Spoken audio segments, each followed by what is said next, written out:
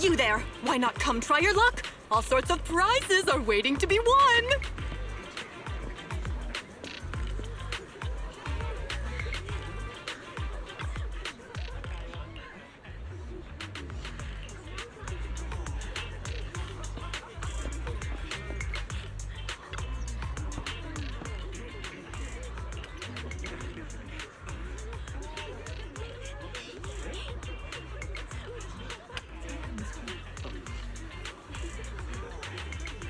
I wonder what you win in the raffle. I bet it's lame. It always is lame.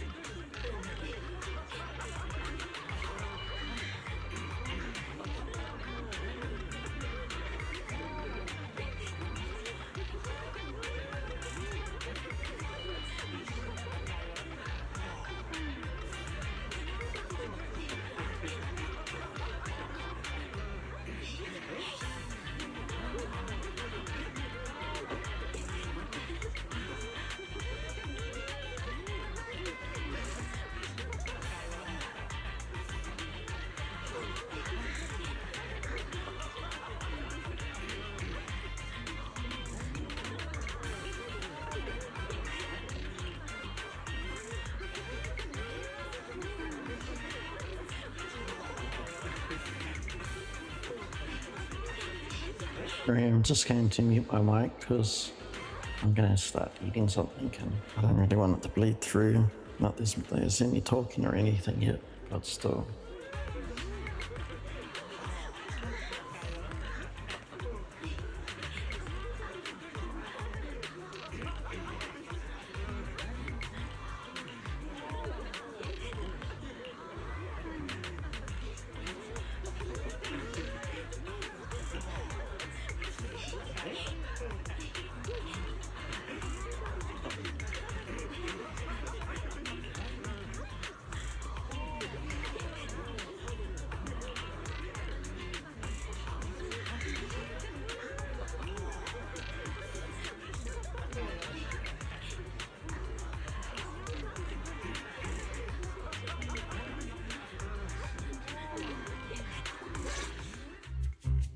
This guy seems arrogant. Maybe I should take a tougher approach with him. Quit the act. I've seen right through you.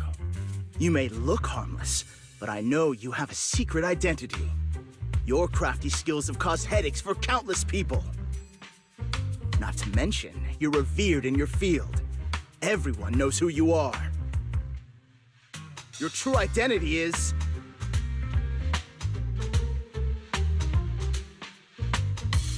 I just have to say, it's clearly Batman. I mean, who else is it going to be? Definitely Batman. a member of the most infamous band of thieves in New Eridu, Mockingbird!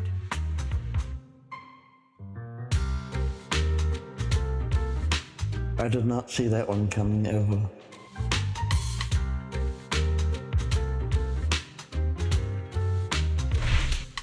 You're right. I'm with Mockingbird. But that doesn't prove I stole from you, does it? Aha! You've admitted it yourself! I know you're joking, but it's probably unwise to validate an accusation like that. Forget it. Clearly, you have no idea who I am. I'm Curtis Ravenlock. That's right, of the esteemed Ravenlock family from Tops. You'll face consequences for crossing me.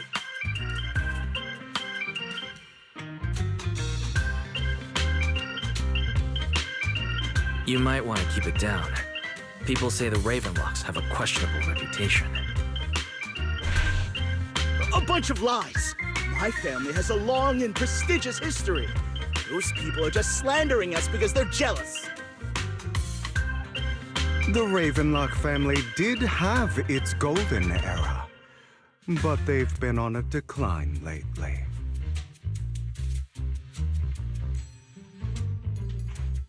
Anyway, you were the only one next to me when I lost my wallet. It has to be you. Just admit it!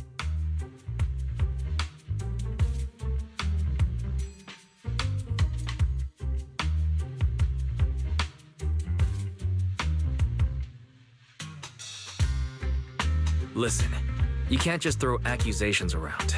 You'll be held accountable for what you say. I did not steal your wallet, but if you insist that I did, let's go to PubSec together. Of course, if you can't prove it, I'll be pressing charges against you. Press charges? That's a bit too extreme, don't you think?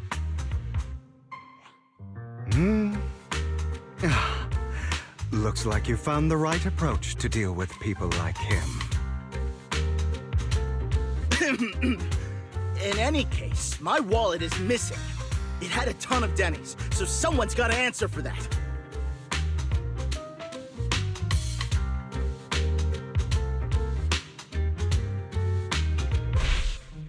I bet you staged all this, and your wallet's been on you the whole time. What do you mean by staged? Why would I do that? Someone stole my wallet. It's theft! With all due respect, I doubt he's clever enough to stage anything. Clearly, your accusation is baseless, Mr. Ravenlock. Your outfit, while elegant, shows unironed creases and noticeable signs of wear. You've likely worn it for a long time. Plus, the wet ink on your cuffs suggests that you rushed straight here from your workplace. Likely so you wouldn't miss today's raffle. All in all, it's clear you're not well off and quite careless. Chances are you lost your wallet yourself, and it probably didn't hold much cash. Is that why you jumped to accuse others?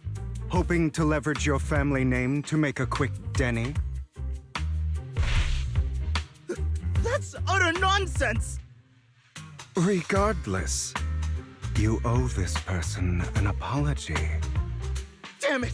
You'll regret this! Just you wait! I really hate it when innocent people are wrongfully accused. But it's all over now. I hope it didn't ruin your mood. Good thing you're here. Otherwise, that guy would have kept arguing forever. I didn't really do anything. You outsmarted him all on your own. It's a relief to see him get what he deserves. He should have known what would happen the moment he falsely accused you. People like that should have a taste of their own medicine. That sounds fair to me. Unfortunately, we don't usually see such fairness in our world, do we? That's why sometimes I don't mind resorting to unconventional methods to right the wrongs. You seem to be implying something. Don't tell me... A good movie never spoils its ending, but feel free to speculate. Anyway, it was nice running into you. Please, accept this raffle ticket to mark the occasion. May it keep you away from shady people and situations and bring you good fortune.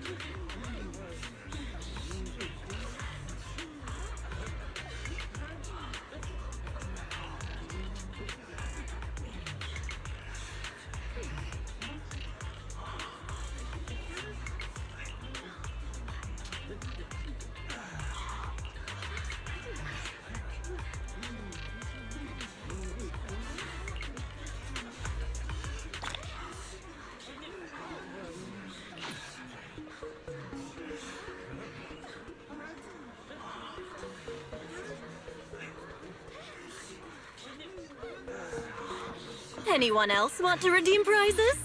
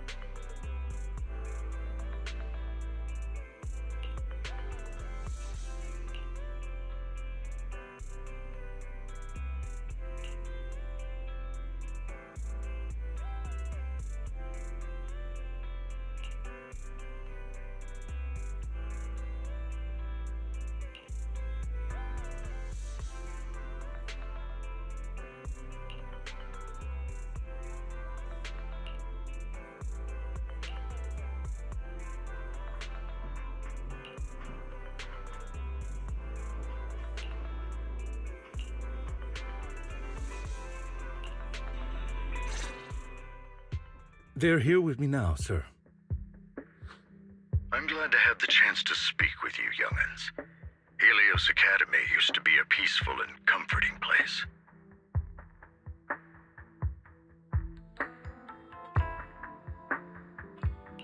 I know you still can't fully trust me, and I understand that completely. But please do know that I mean you no harm. Your teacher, Carol, and we used to be friends. I was truly sorry to learn that she was the one held responsible for the fall of the old capital.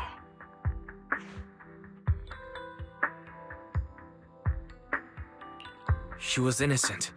There must be something else behind it. I hope so too. It's just that the fall of the old capital still weighs heavily on us all. But I believe you just got caught up in all of this. I'm sorry for what you've been through over the years. It must be tough.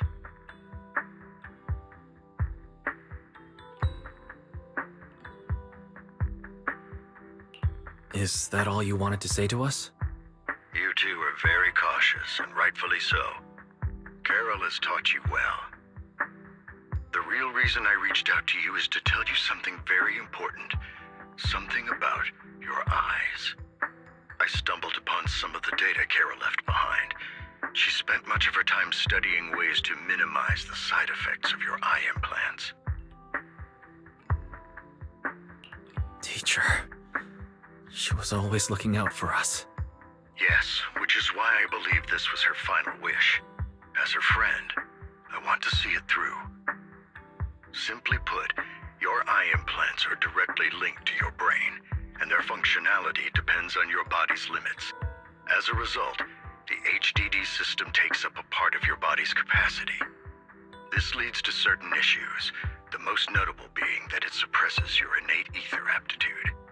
I brought in a team of specialists to analyze Carol's data samples, and after some effort, they created a plan to upgrade the HDD system. After the upgrade, the HDD system will operate with significantly reduced power consumption, allowing for a substantial boost in your ether aptitude, or rather, a restoration to its original level.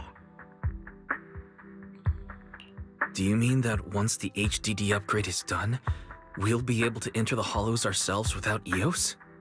Exactly. You'll likely experience some discomfort at first, but you'll get used to it over time. I'll have the specialists from Marcel Group continue monitoring your physical condition to reduce the burden on your body and help restore your ether aptitude more effectively. You're actually sharing such advanced technology with us? Thank you. No need to thank me. If anything, you should thank Carol. Furthermore, from what I've learned, the power within your eyes goes far beyond this. That's why I waited until now to tell you. Perhaps the power within you could affect all of New Eridu. But you must understand, power is a double-edged sword. It can be used against enemies or allies. As the mayor of New Eridu, I must ensure everyone's safety. So I hope you'll forgive my caution. I'd been observing you for some time. That said, I'm confident to say that everyone at Victoria Housekeeping speaks highly of you. Miss Bell and Mr. Wise are both kind and honorable individuals. I believe they'll use their power for the right cause. Yeah, they're both good people. Thank you for your kind words. Even though we have no idea what this power is. You're not just making it up to get our hopes up, are you? Of course not. It's just that I don't have much information right now. I'll let you know as soon as I do. Well then, I'll let Lycon assist you with upgrading the HDD system. Rest assured he'll guide you through everything. You should be able to follow him with your knowledge. If you would follow me.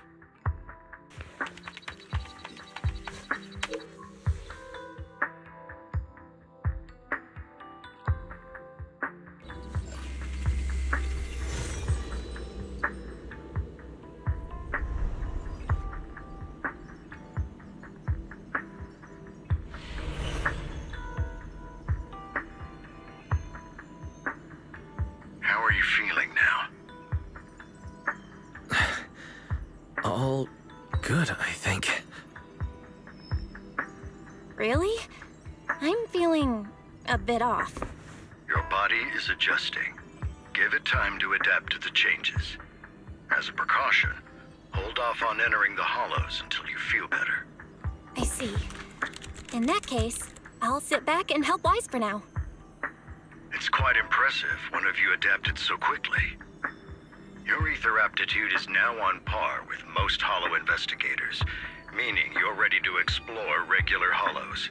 But you must be careful at first. Lycon, Ellen, why don't you two go along?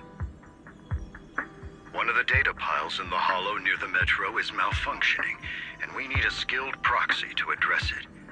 I'll assign this task to you. Of course, you'll receive fair compensation upon completion. Take your time in the journeys ahead. You've got plenty of time to uncover your full potential.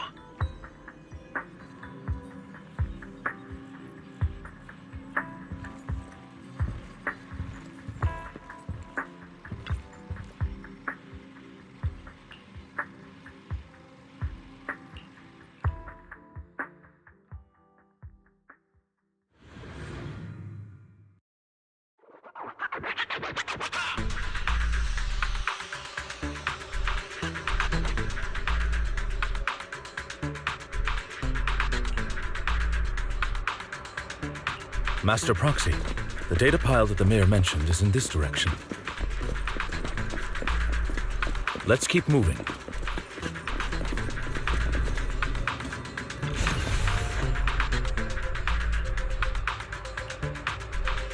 The data pile that the mayor mentioned is near that garage ahead.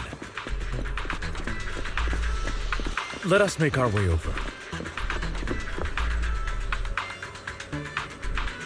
What a pain. There's nowhere else to go. We'll have to move the train.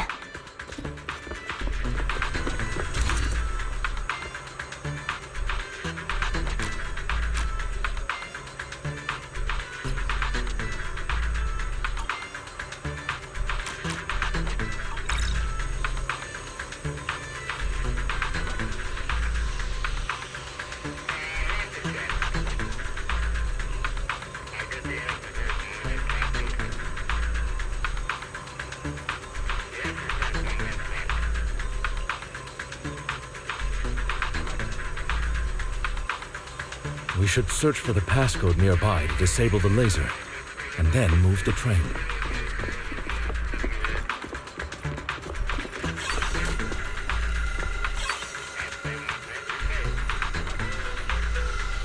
Ah, I get it now.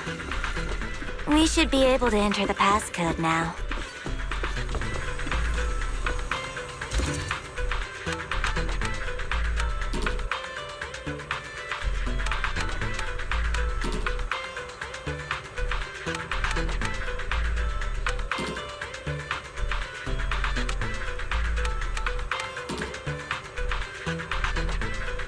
Don't know what I'm doing wrong.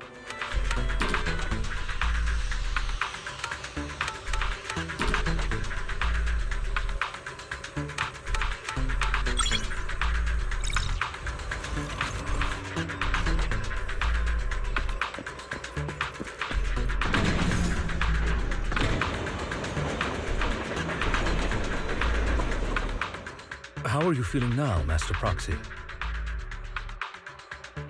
Fantastic. Never been better. I'm relieved to hear it.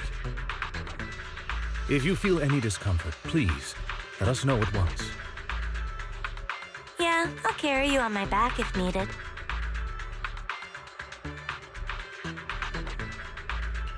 Really? Can you carry me right now? Let's finish the task first, Master Proxy. You've always had a sharp mind, and now you've got the muscles to match. Thanks for the compliment. No, I was just thinking. When will you pick up some fighting skills? If you can fight, you could handle things in the hollow all on your own. That'd be pretty neat.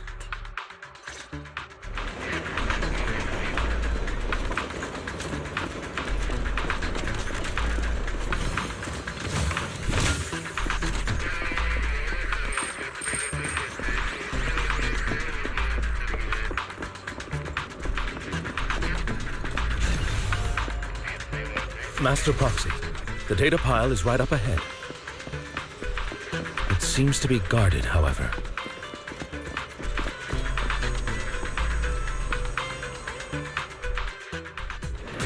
Worry not, Master Proxy. We'll ensure your safety. Thank you. Sorry. I still need you guys to protect me. Seems like I'll need to work harder. Ellen! Roxy, you don't need to push yourself so hard. You're already pretty great. Just leave the rest to us. Understood. Okay, boss. 6.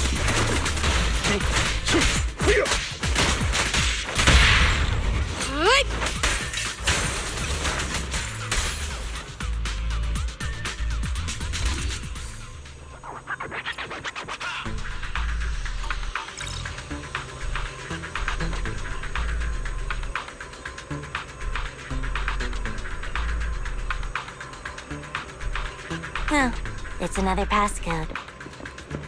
We should be able to find the passcode nearby. Let's keep an eye out for it.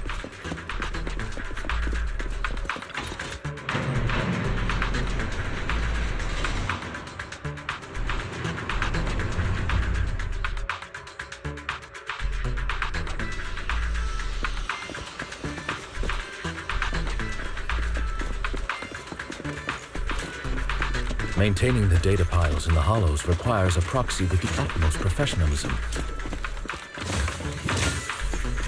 It is Victoria Housekeeping's honor to maintain a professional relationship with an outstanding proxy such as yourself.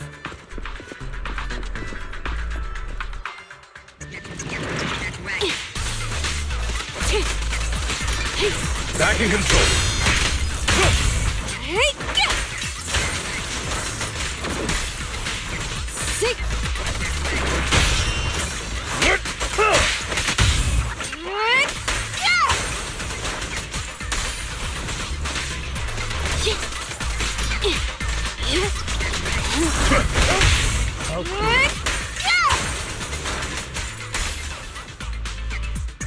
Master Proxy, let's take a look around this area. We might be able to find clues regarding the passcode. This should be it.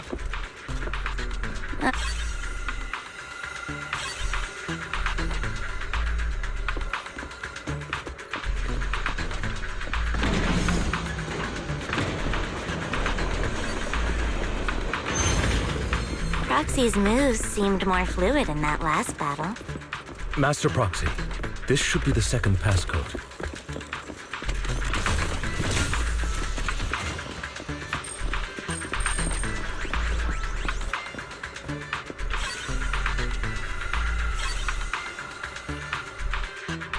Master Proxy, we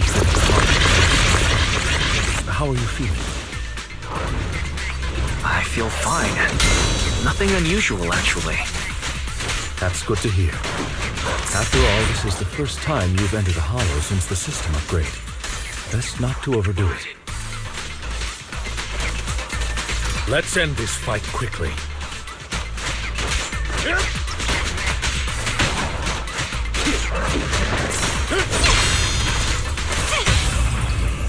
Stand still.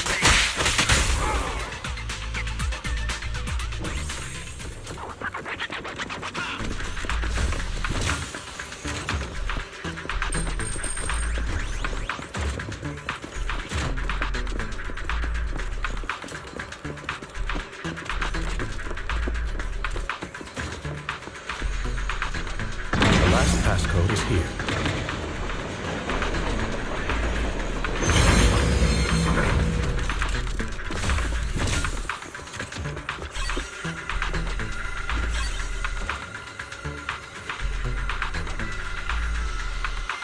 All right, that's all of them. Let us return and open that lock.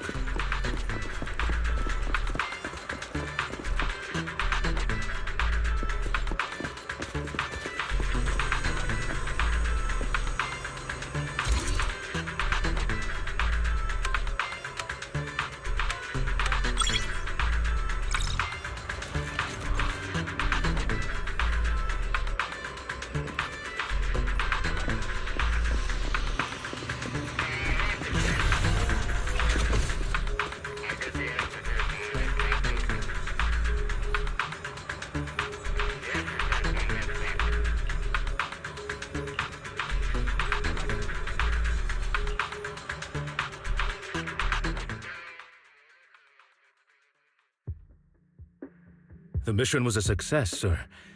Master Phaethon's performance was outstanding.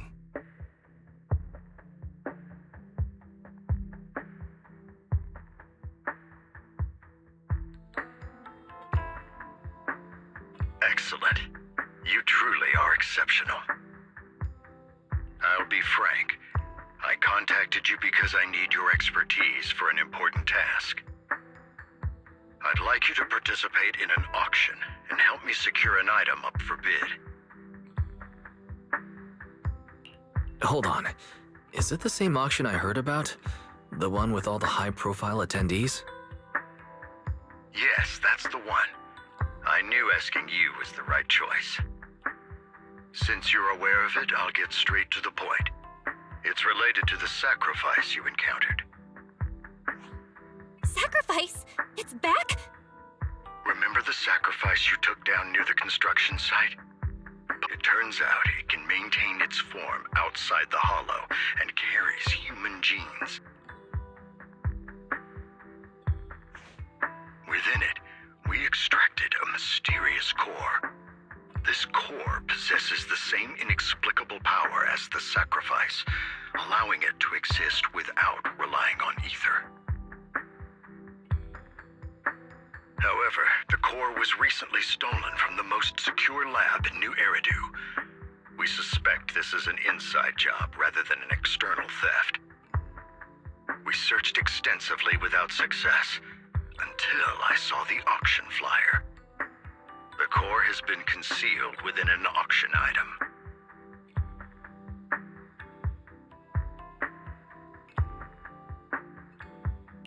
So you want us to bid on it at the auction. But why us? The power of the sacrifice is highly volatile and destructive. We must keep it confidential, at least for now. And I, as mayor, am not suited to participate in the auction myself. Plus, I'm running checks on my inner circle due to the theft. Frankly, there aren't many people I can trust. Don't worry, the funds are covered, and Victoria Housekeeping will be assisting you. Of course, this hinges on one condition: your willingness to aid me. All right, we'll give it a shot. Thank you very much. I knew that I could rely on you. The only hurdle now is the invitation. It's exclusive to Tops, so obtaining one might take some time. I'll handle that promptly. I'll leave the rest in your capable hands.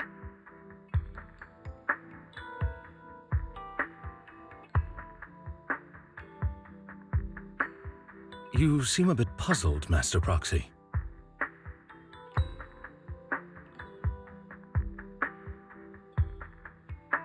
The relationship between the mayor and Tops seems rather delicate. You're quite perceptive. As you know, the roots of New Eridu's governance lie with the Mayflowers, while Tops is a conglomerate of companies. Power and profit often lay the foundation for conflicts. Which is why securing invitations could be tricky for us. Things would be much easier if Tops weren't so involved. But worry not, Master Proxy. It may take some time, but we will overcome these obstacles. Now, if you've no further need of me, I'll take my leave. Have a good day.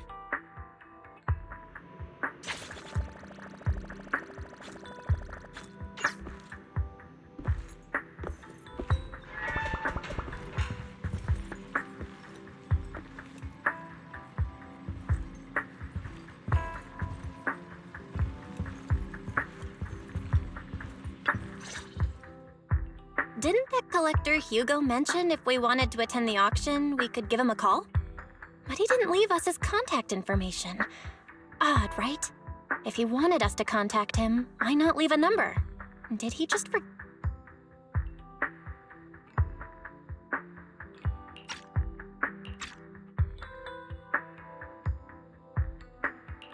Maybe he did leave us his contact, but we missed it. Come to think of it, Hugo did leave us a raffle ticket and said something weird. He said something cringy like, "There are always secrets hiding behind the light." Wait, don't tell me.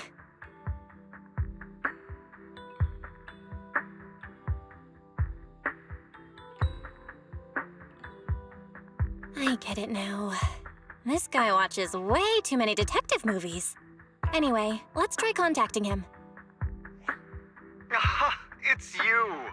The manager of my favorite video store! Glad you've cracked my little puzzle. I've been waiting for you to contact me. I was worried I might have left a bad impression.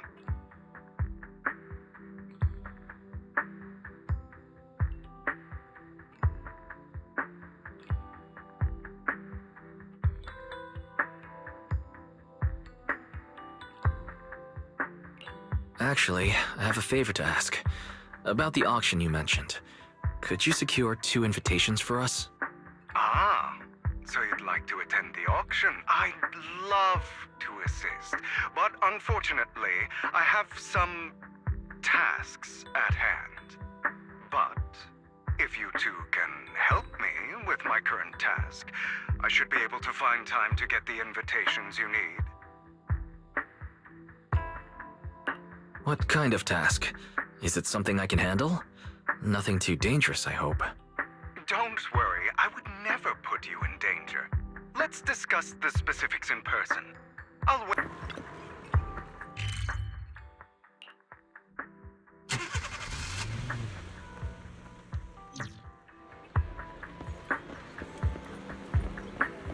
You've arrived, my friend. Punctual as always.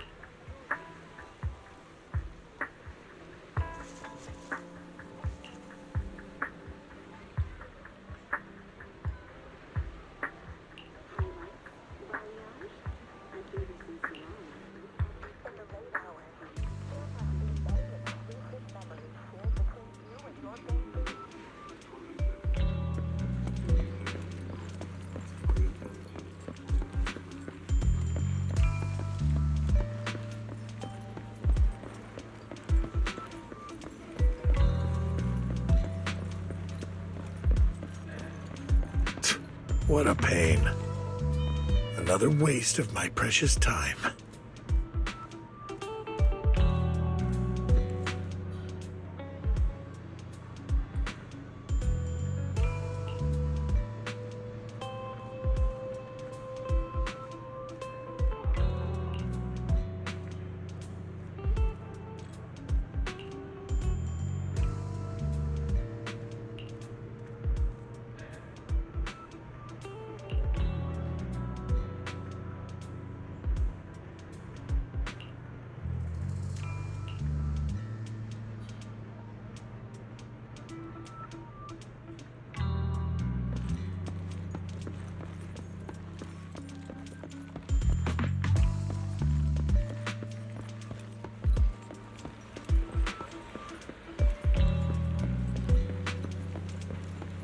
This time,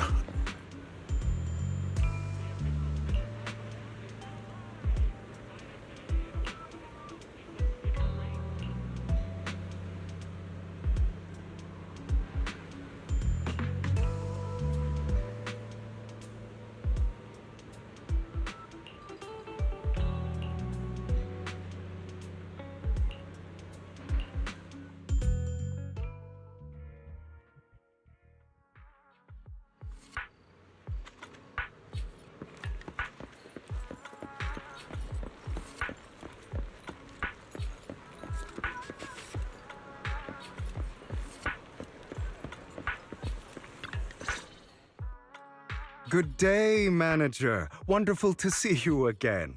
You're as sophisticated and charming as always. About our previous discussion, I assume you've made some progress?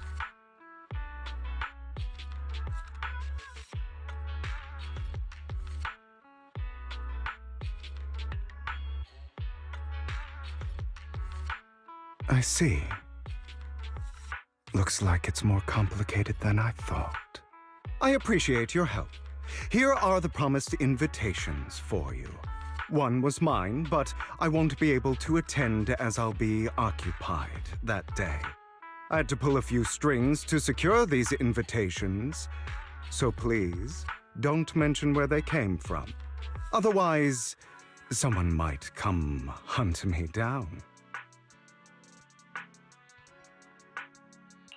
Wait, seriously? Is the auction really that dangerous? Well, when you dance with sharks, you can't avoid risk. But I have faith in you, dear manager. I'm entrusting you with my life. Don't worry, my lips are sealed.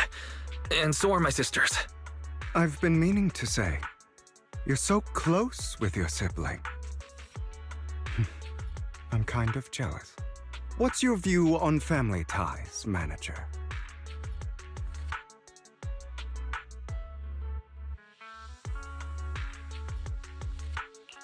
It's a bond you have to maintain carefully.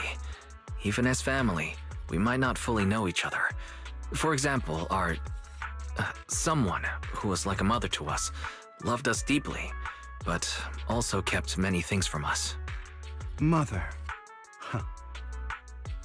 For me, that word only brings fear, pain, and hatred. I once had a half-sister. Different mothers. Had? You didn't have a fallout over some big argument, did you? No, we never argued. I would like to try, but it's too late. She's been gone so long. I can barely remember her face.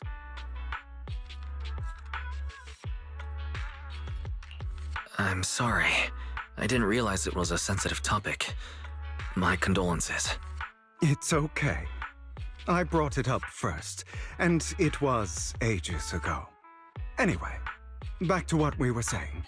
It's highly likely that Hartman will be at the auction as well. As you know, while he's the rightful heir to the Ravenlock family, he keeps many secrets. Should you cross paths with him in the future, be cautious. He's sitting up on his high horse looking down on everyone else, and he'll do whatever it takes to get more power. I hope these upper-class people eventually face the punishment they deserve. Too bad the scales of fate lean one way or another, unless someone steps in to tip them back. I digress.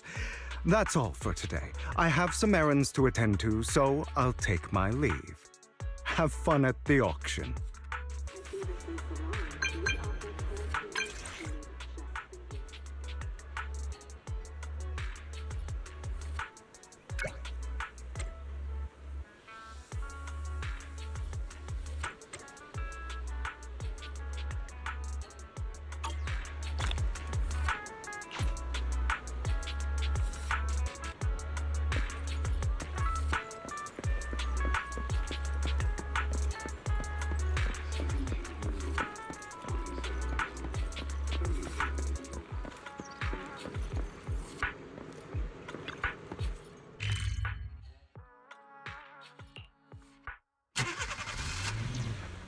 It is a pleasure to see you again, Master Proxy. It's been a while.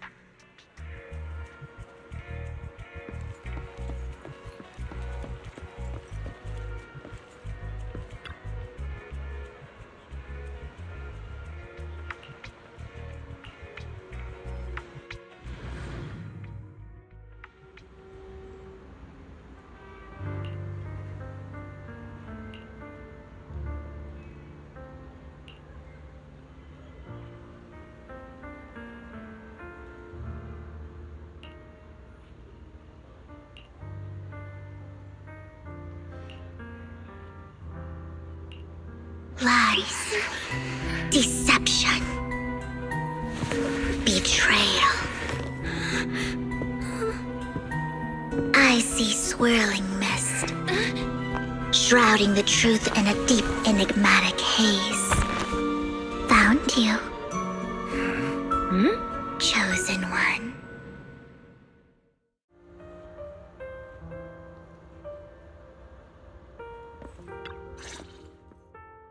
You are exactly as I thought you'd be. Chosen one? What's that? Sounds like something from a tacky novel that was popular a decade ago. Words can only convey so much, so it's understandable if what I say doesn't make sense to you now. But you'll know what I mean soon enough. Young lady, I know you might think I'm lying, but I'm telling the truth. That item was my late husband's keepsake, and I had to pawn it due to financial difficulties. But I can't bear to see it auctioned away to who knows where. I'd never be able to get it back. Please help me bid for it. There's a hidden flaw in that item. If you point it out during inspection, it will be withdrawn from the auction and returned to the pawn shop. That way you won't have to pay for it. In return, I'll offer you some compensation. It may not be much, but it's all I can manage. Please. Mom, please don't cry. Your story might be genuine, but your intention is not. Besides, this has nothing to do with me. Your misfortune is not my concern. Young lady, You don't look like you're struggling for money. How can you be so cold-hearted? I'm sure this refined individual here feels the same way.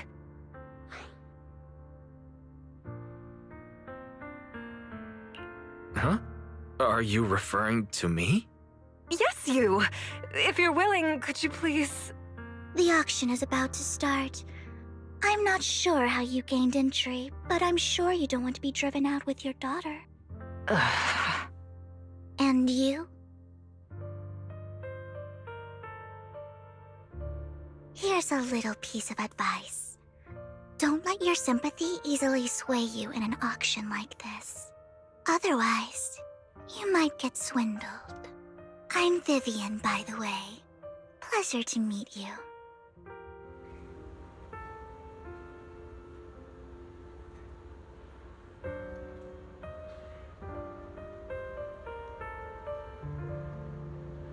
Dear guests, the auction will begin shortly. Please make your way to the venue. Not much longer until it's mine.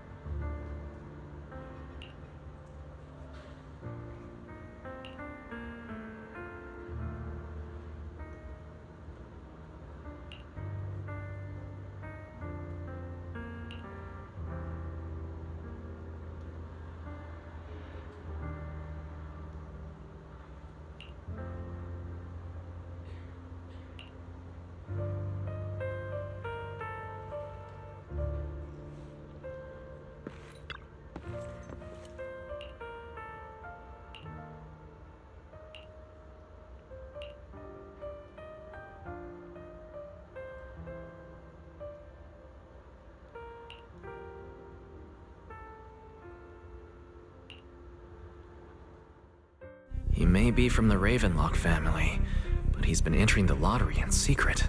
His financial situation might not be too great right now. Ugh, what rotten luck. I didn't expect to see you here. I won't back down this time.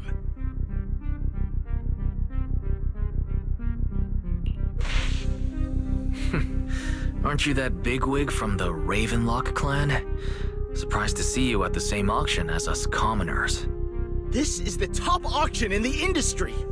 I really don't know how you got an invitation, but I doubt it was through legitimate means.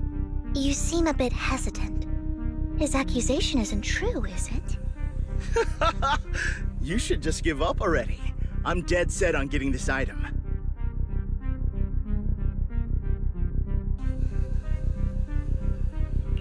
Truth is, we've got a solid sponsor. Give up, because we're going to secure this no matter what. So that's how you were able to join the auction? I knew there was something funny going on. Damn it! Am I really going to lose? Nicely done. I see you're getting the hang of manipulating your opponent's emotions at the bargaining table. Okay. Let's not rush into inflating the price. Seems like it's just the two of us interested in the item. Why don't we discuss this in private first?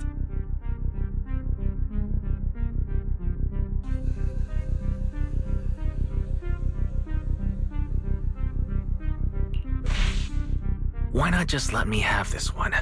I'll take this item, and I won't bid against you for anything else. Seems like a fair deal, right? Huh. That really is a great deal. Yeah, right. Do you think I'm an idiot?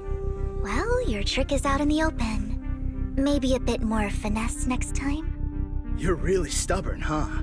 Is it really worth arguing over such a small collectible?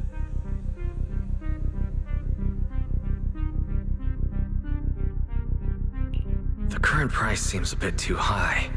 Maybe we should raise it even more. Are you for real? I had no clue commoners were so wealthy these days. Fine, all right, I'm out. Well done. It stayed at a reasonable price. Regardless, congratulations on your winning bid. Though in my opinion, its aesthetic style is a bit ahead of its time. But as long as you like it, that's what matters. After all, the true value of art is in the love people invest in it. The next item is truly exceptional. The final creation of a legendary artist, the only one of its kind in all of New Eridu. The artist's tale is quite fascinating. Unrecognized during his lifetime, his works were discovered by art collectors after his death and became hugely popular. Because of this, authentic works are few and far between, making each one incredibly precious. And this stunning final piece, anyone who loves his work won't want to miss it. Without further ado, let's get started! Starting bid, 200 million Dennies! If I can get it for under 500 million, I can still turn a profit. 300 million! If I'm not mistaken, Wise, isn't that the item the woman asked Vivian to bid on? Yeah, that's the one. If our budget allows, perhaps we should. 1 billion. Even if his final piece is a collectible of this quality, starting at $1 billion right off the bat. Since she doesn't have to earn her own money, any bid is just a number to her. Was that Vivian? Wow, she just said, "Don't let your sympathy sway you," then went ahead and bid anyways. Yeah, but she can literally afford not to take her own advice. Oh, this elegantly dressed lady certainly has refined taste and deep pockets. So, is anyone ready to challenge this young lady? Invest in the legacy of a talented artist who left us too soon. Its value could double in the future. I'd advise against it. I'm going to bid on this no matter the price tonight. This young lady is certainly very confident. Our time is almost up at $1 billion. Going once, going twice, going 3 times. Sold for $1 billion. All right, ladies and gentlemen, that concludes the first half of the auction. Please feel free to unwind in the lounge for a bit, as more treasures await in the second half.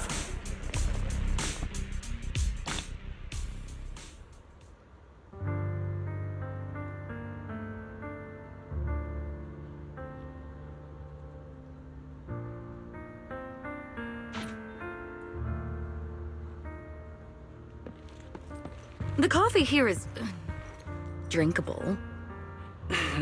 Why are there so many unfamiliar faces around? I thought this was for regulars only.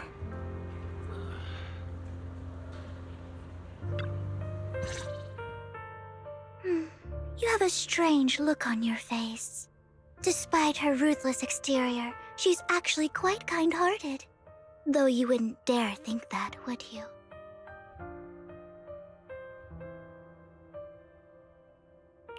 How did you know?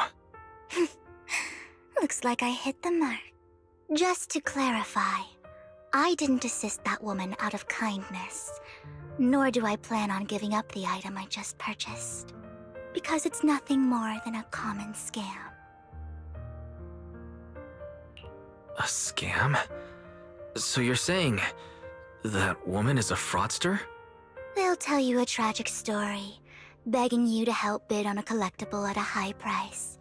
They promise a reward and guarantee the item will be withdrawn from the auction, so you think you won't have to pay anything. But the reality is, once you bid, the deal is done. No going back, and you end up shelling out a hefty sum for something worthless. So why did you still bid on the item? I really enjoyed the story of that legendary artist. Art, at its essence, sells stories, doesn't it? I'm willing to pay the price for the stories I choose. That's another lie. Looks like you believed me. Okay, you got me again. Let me give you another piece of advice. Appearances can be deceiving. People often mask their true intentions. Sometimes, what you can't see is the real truth. I hope next time you'll accept my invitation, and not that of these pretenders. I'll see you soon, my friend of many secrets.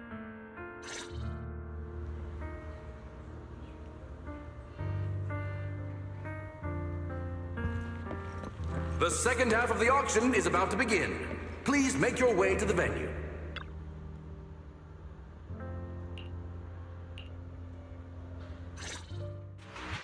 Ladies and gentlemen, welcome back! Up next in our auction is tonight's showpiece, the one-of-a-kind Robe of Heroes! Legend has it that, long ago, this was a garment that only a hero could wear.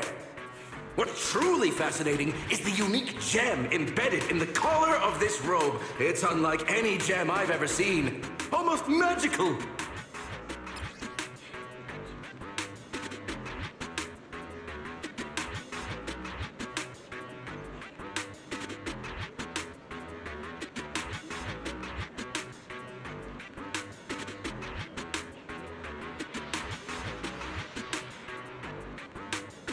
I thought it was going to skip ahead for me. How annoying. Well, it's not annoying, but it would have been nice. I don't want to click buttons. Wise, that gem's probably what we're looking for. Such an important item, yet it's just there on a piece of clothing, completely unprotected. How gaudy. This auction sure is busy. There's people of all sorts, whether they belong or not. Robe of Heroes. What a tacky name. Nonetheless, I'll secure it. In the name of the Ravenlock family. Yes, I see it. Seems authentic. Of course, I'll keep an eye on it.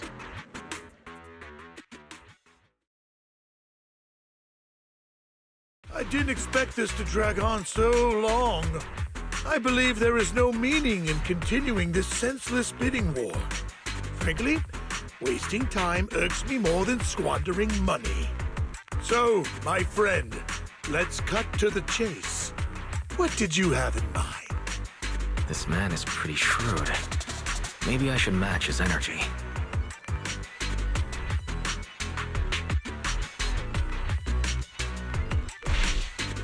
All I want is that robe of heroes.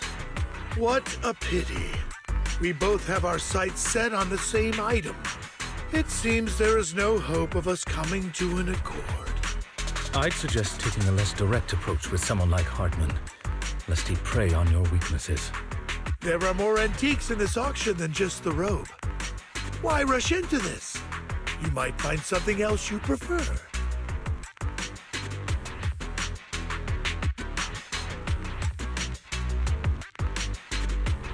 Honestly, I don't find that robe of heroes all that impressive. All I want is that exquisite jewel on the collar. Could you perhaps sell me just the gem? I'm afraid I cannot accept that, my friend. You're unaware of the true value of that gem. A wisely pointed question. Now we know the gem is his true aim. The Ravenlock family always gets what they desire. If you have any doubts, feel free to ask around.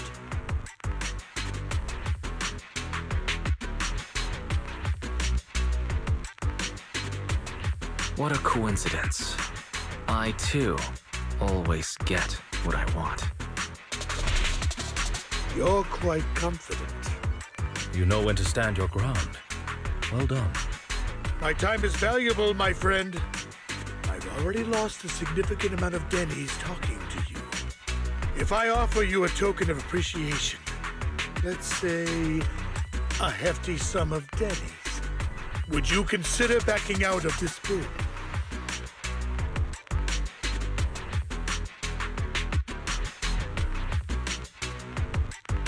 In that case, if I were to give you a hefty sum of dennies, would you back down? I fear my price is beyond your means. It's been a while since someone dared speak to me like that.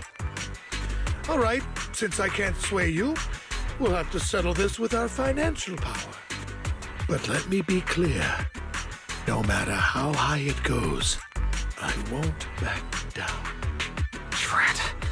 Though the mayor gave us a substantial amount of dennies, I have a feeling it won't be enough to win against someone with this amount of financial power.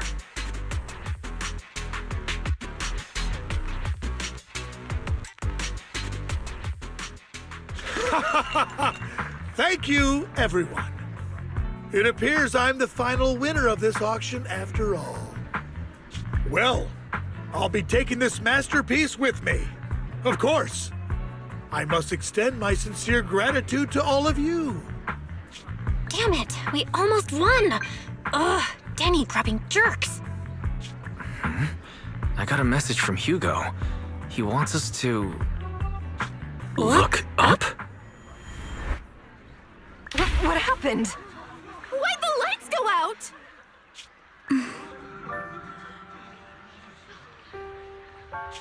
What's going on? The power went out? Mommy! I'm scared! Ladies and gentlemen, welcome to tonight's auction. My apologies for the long and dreary opening. Losers always have a lot to say. That guy looks familiar. Is that... What are you all standing around for? Someone deal with this intruder! How uncouth. I'm simply here to reclaim what's rightfully mine. You! When did you? Well then, tonight's show is coming to an end. I wish you all a lovely evening. Yours truly, Mockingbird. After him! Catch that thief or forget about getting paid tonight!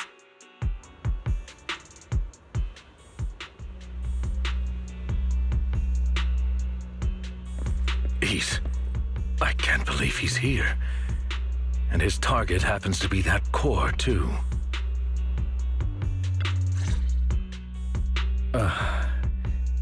Forgive me, Master Proxy, but that... Mockingbird and I have...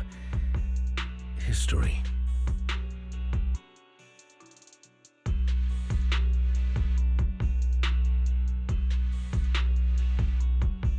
You might find it surprising, but I know him too. You do?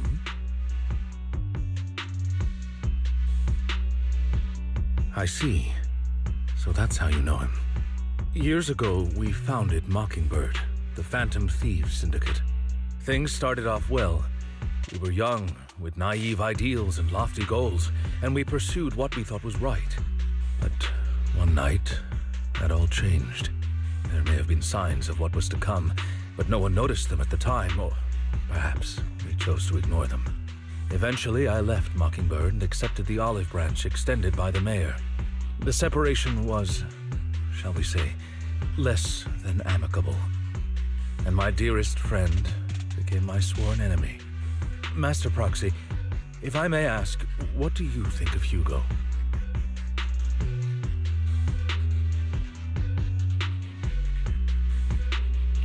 He seems pretty nice.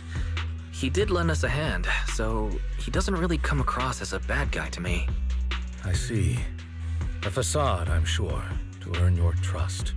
In any case, he is very dangerous. I'm still unsure of his intentions, but we cannot risk letting him have the sacrifice core. Based on my past experiences, I can likely predict the route he'll take to evade his pursuers and escape. However, this path lies within the Hollow. Master Proxy, can you... Let's head straight there. I'm feeling pretty strong right now. Very well. Please, follow me then.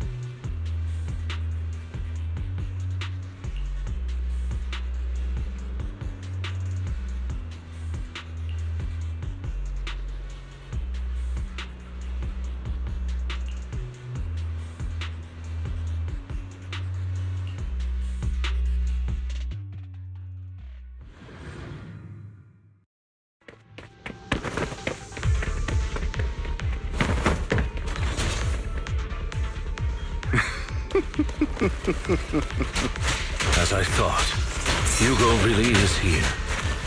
When we were still working together, he would often choose routes that were difficult to attack, yet easy to defend. Don't worry, Master Proxy. I'll catch him. Master Proxy, the layout of the port is complex. Ethereals may jump out from any corner. Do be extra careful.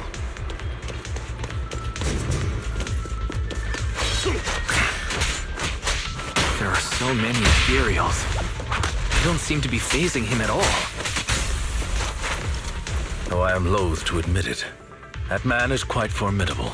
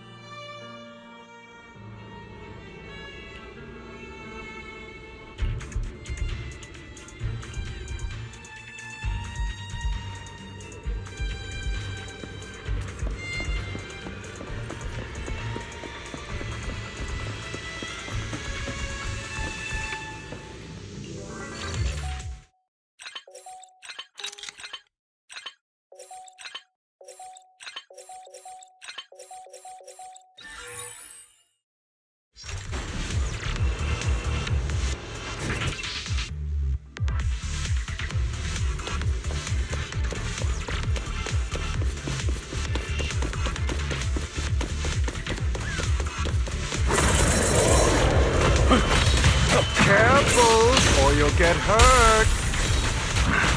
I'm not going to let you have your way. Master Proxy, that's one of Hugo's weapons. Make sure to avoid it. It may look like a coin, but it's actually a dart.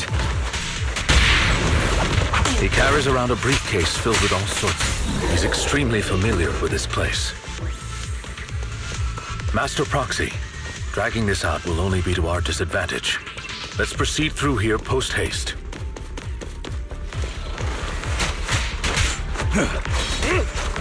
Move, please. Amateurs.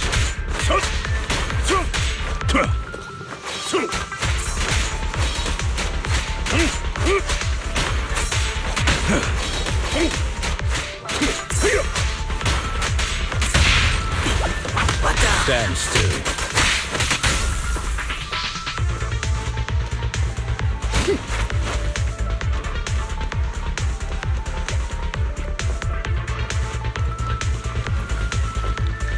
The mechanism here isn't damaged. It's still functioning normally. Something's not right. It feels too easy, almost as if he let us through on purpose.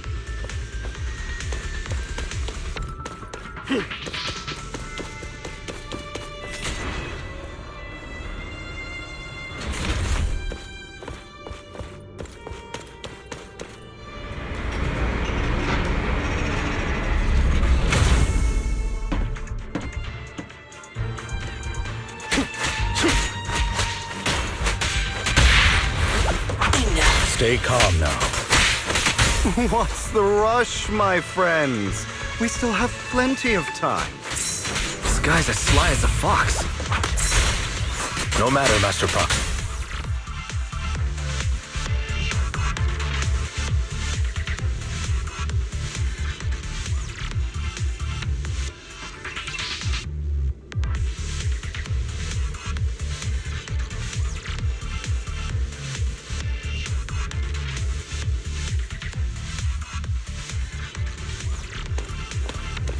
This must be the right way.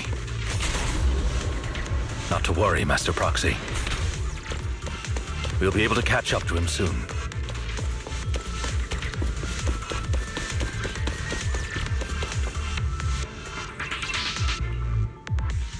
It should be this way. Are they from the auction? No, they shouldn't be able to track Hugo here. They're likely just hollow raiders. Back then, Hugo would typically retreat into a hollow after securing the goods.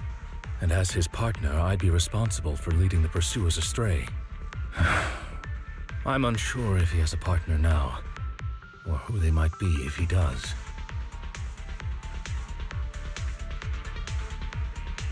Well, Phantom Thieves usually have partners. I assume he must have recruited a new one by now. True. That could make things trickier, as he may have passed the core to his partner. Regardless, Master Proxy, let's steer clear of those Hollow Raiders for now. Although I'm confident in my ability to defeat them, the clash here might delay us and jeopardize your safety. Our main focus now is locating Hugo and retrieving the gem.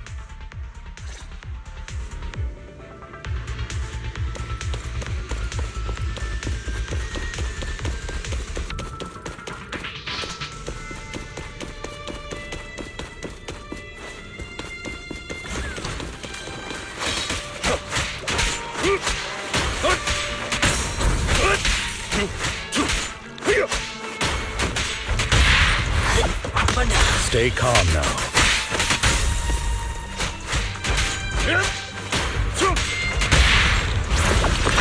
Stand still. He should be nearby.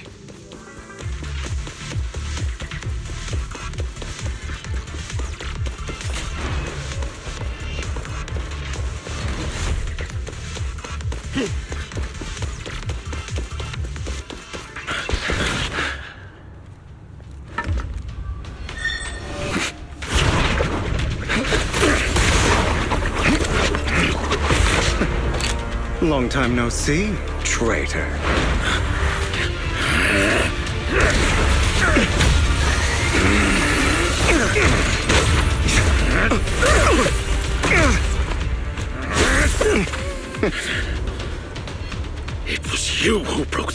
not me. You haven't changed, pompous and self-righteous.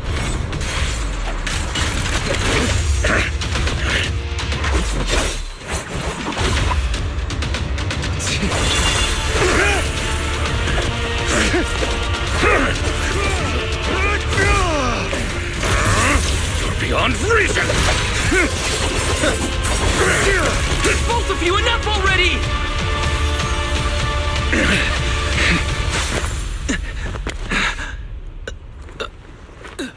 Master Proxy. Are you all right, Master Proxy? Any injuries? I'm fine. I just forgot I wasn't using EOS. I thought your attacks would just go over my head. I'm not used to being this tall, I guess. Rest assured, Manager, my blade has always been steady. I'll never point my weapon at my allies, especially not you. As for that oaf, he has no sense of control in the heat of battle, even turning on his own comrades. I'd thank you not to spread lies. What? Are you denying it? I merely spoke the truth, didn't I?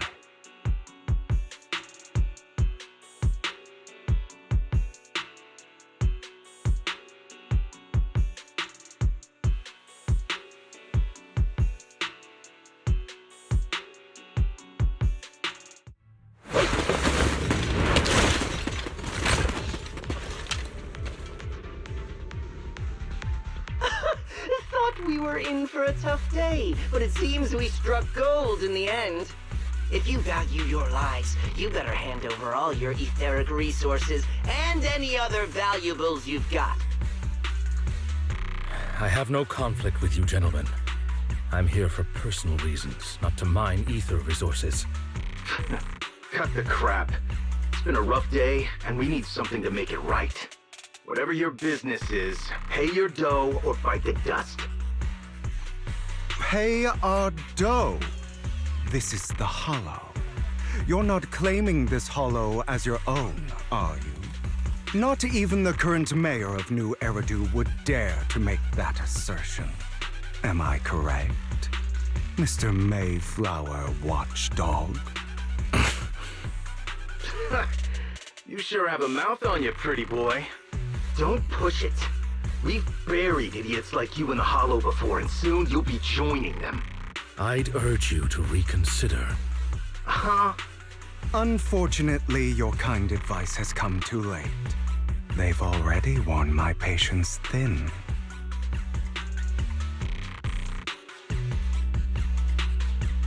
Oh, help me! Scared? Then perhaps you should think twice before you act. You've made your bed. Now lie in it. Sorry, I'm so sorry. Please have mercy. Spare us! We won't do it again! Are you quite done blowing off steam? Don't kill them. I'll hand them over to public security once we're out of... Who do you think you are to tell me what to do? They weren't planning to show you any mercy, yet you forgive them so easily. You haven't changed at all over the years, Lycon. To hell with you and your foolish fantasies of being some almighty savior. Haven't you learned your lesson from what happened with your eye and legs? My principles remain unshaken. No one has the right to take another's life. Sinners deserve punishment. Do you know how many lives they've taken? I'm merely delivering the justice the world needs. It is not our place to pass judgment. I know I will not sway you. There's no point in continuing this argument. I will stop you. I always will. Go ahead and try. I will defeat you. I always will. Be prepared to kneel before me, traitor. You talk too much. Yeah. Hey. Beg for mercy.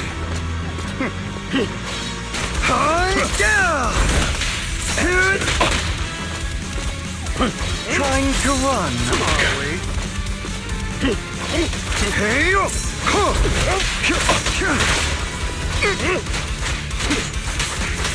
This. Beg for mercy.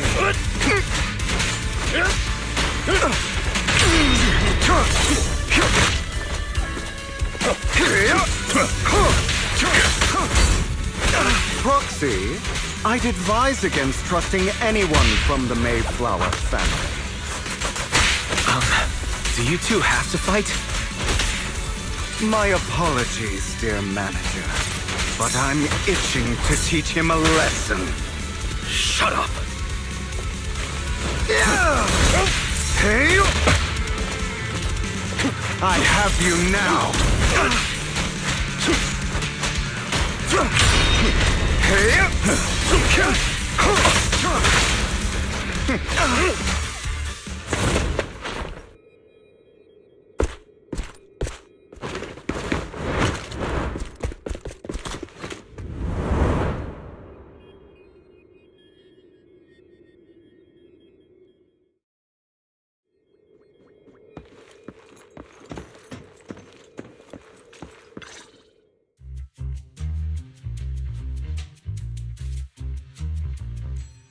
Worry not. Mastery of my skills will come in time. But there's something more important I would like to teach you. Something about faith.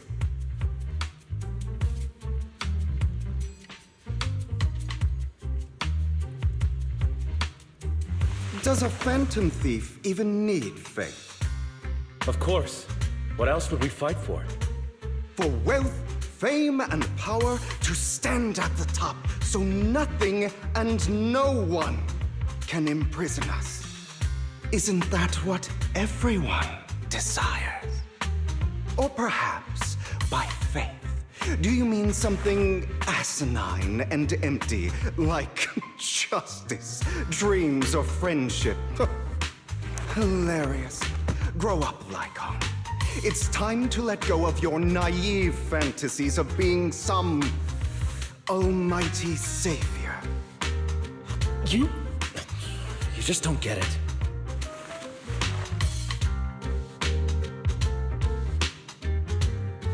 All right, enough squabbling. What I'm trying to teach you is very simple. I may not walk the path of justice, but I do not walk the path of evil. There's too much injustice in this world, and there are times when it becomes necessary to right those wrongs with unconventional methods. Taking lives, however, is out of the question. Life is a precious gift, one that nobody has the right to steal. No one should have the authority to judge whether another lives or dies. Keep that in mind. I will. You don't seem convinced, Hugo. As you mentioned, this world is unjust. That's why we must strive to bring fairness to this world. Those who cause harm should face consequences, just as those who take lives should. But not all lives hold the same value. Sometimes, you may need to eliminate one if it means saving more. You're too proud. Your pride may lead you astray. I have my own path and beliefs, Jack. I'll determine for myself what's fair and unfair. Hey, watch your mouth. If it weren't for Jack, you'd be dead already. You're a smart kid, Hugo. Skilled too. You could easily take the life of a sinner. However, what if one day you found out you were wrong? What if that so-called sinner were innocent? Could you bring them back to life? I wouldn't make that mistake. To err is human. Everyone is bound to make mistakes. It's good you are open with your thoughts. I just don't want your troubled past to weigh you down. Because your hatred doesn't define you. It only eats away at you.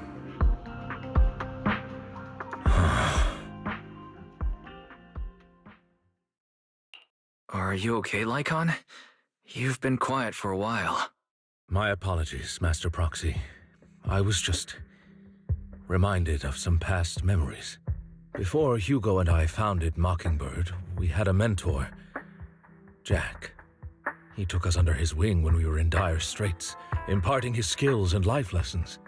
But Hugo didn't agree with his viewpoints. Perhaps our paths were always fated to diverge.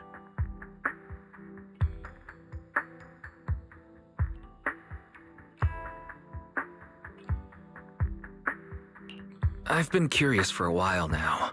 What caused you two to split?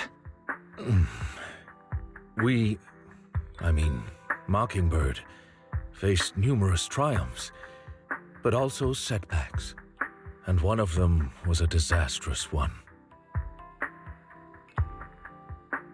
Hugo. You...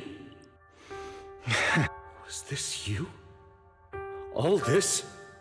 So what if it was? Have you gone crazy? Have you been planning this all along? You'd bury all these lives in the name of vengeance? They deserve to die. Especially my so-called father. I should have killed him a long time ago. A really long time ago. You know what, Lycon? There's some people whose only purpose in life is to bring more suffering into this world.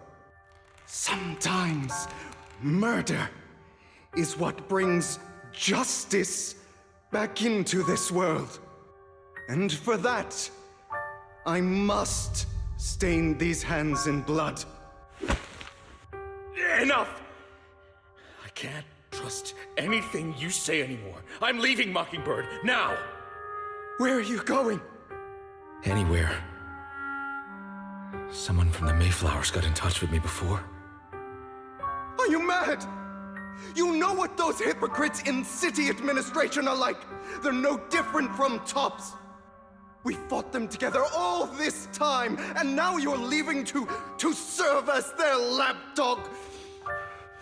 Are you going to turn your back on Mockingbird? Turn your back on me. The mayor is different from the others.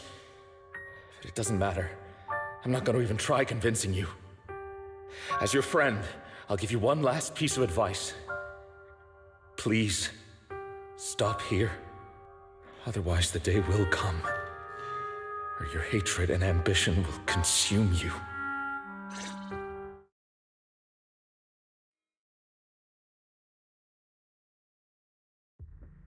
My apologies, Master Proxy, that you had to hear such an unpleasant tale. Hugo came from a powerful family, and his relationship with them was always strained, especially with his own father. So much so that Hugo wanted to personally put an end to him. After shouldering a mountain of injustice, Hugo ran away from home. That's when Jack and I met him. And that setback that Mockingbird suffered turned out to be intimately connected to his family. I had thought it was just a normal mission, when in fact he was plotting revenge. He took advantage of me and everyone else there. I do not mean to pass judgment on him and his decision, but I refuse to accept a partner who is willing to trample over other people's lives for their own desires.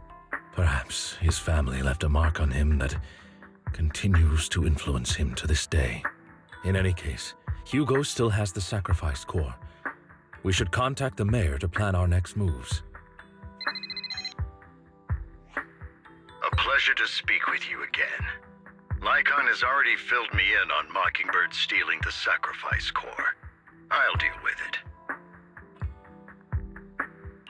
Anything else we can do to help? I mean, we didn't manage to complete our mission. No. You've done well. It's just not appropriate for you to get involved in what's to come.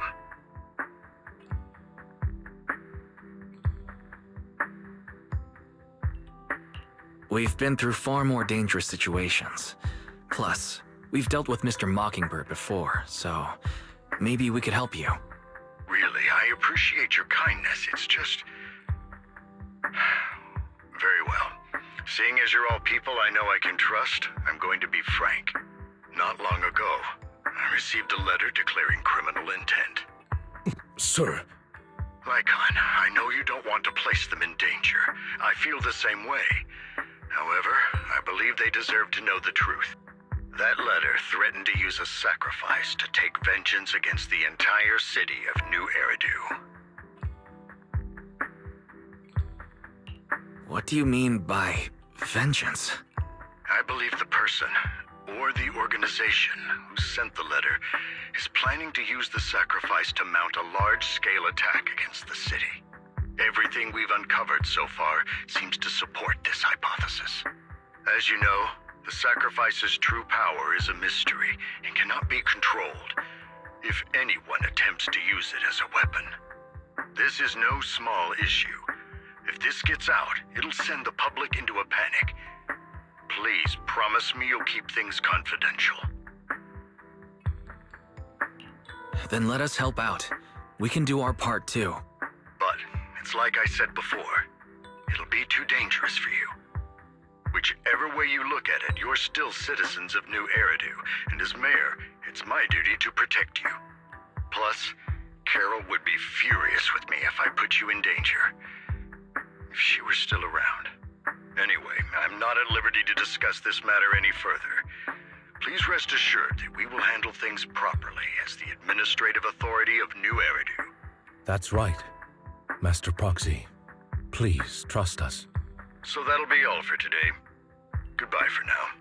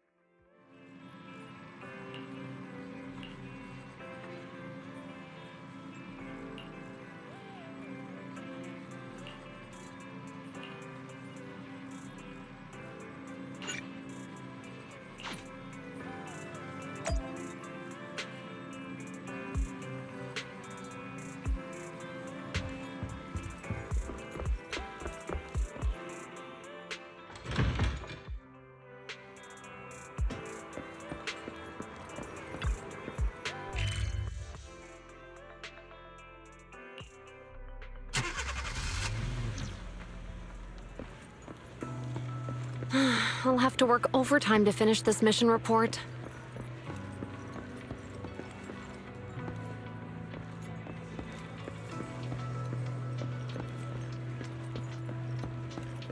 You're here!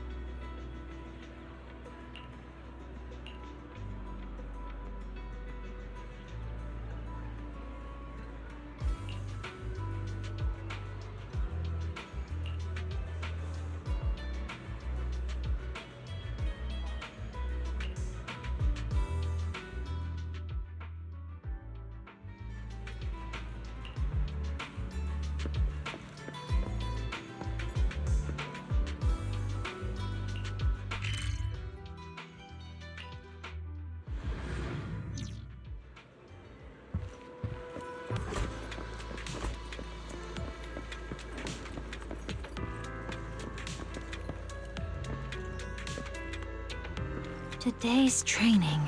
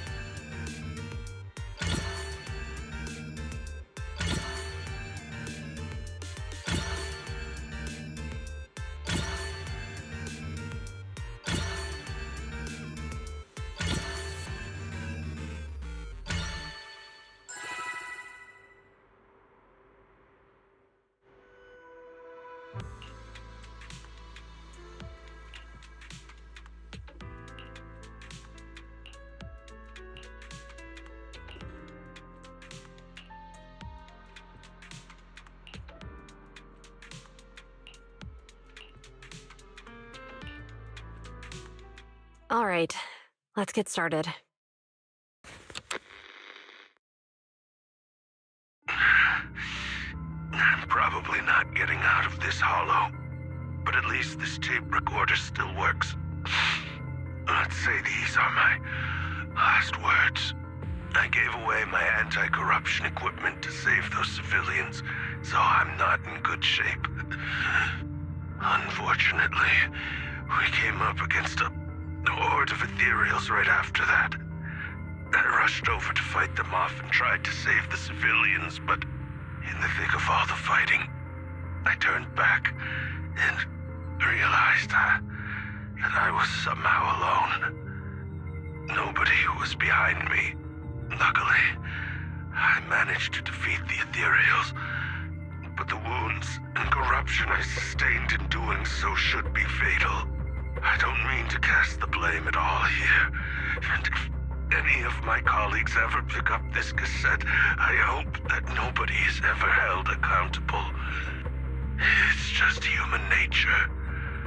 It's normal. I just have a few regrets. Oh, what's that over there?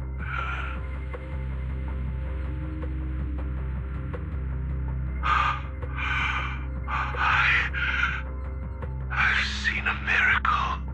Yes, that thing is right. So long as humanity is in constant conflict against the Hollows, we'll never be able to grasp true power. Only by embracing everything. It's the only way. Only by embracing this power can everyone survive. Oh, Creator, please grant me this.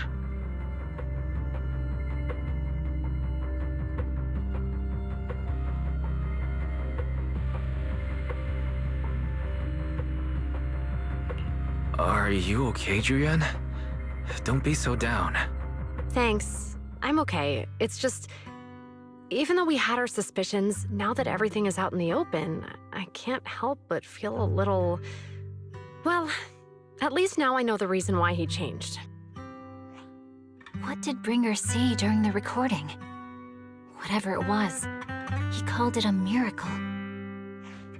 I saw the mission report from that incident. Bringer emerged from the Hollow unscathed, completely free from injury or corruption. Plus, I remember him rescuing a few civilians and walking out of the Hollow together with them. But if that's the case, then it's at odds with the audio we heard. Which one is the true version of events? It's possible that both are true. Like if Bringer actually met a real god that completely healed his body and helped him save the others. And that's why his mood changed so much. Why he started believing the Exaltists. Because he witnessed a miracle. That sounds like a reasonable speculation at this point. But it still exceeds the limits of what we know. In any case, it's a clue that ultimately points to the Exaltists. I'll keep pulling this thread and see where it leads.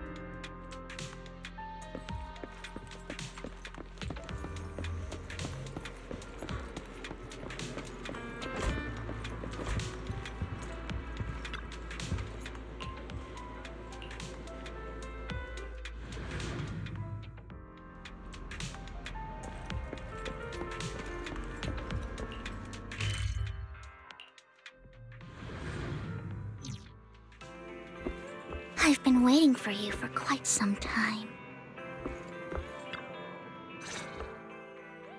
We meet again, Master Proxy. I imagine you've already managed to gain some info from the conspirators. About some people who wish to use sacrifice to launch an attack on New Eridu.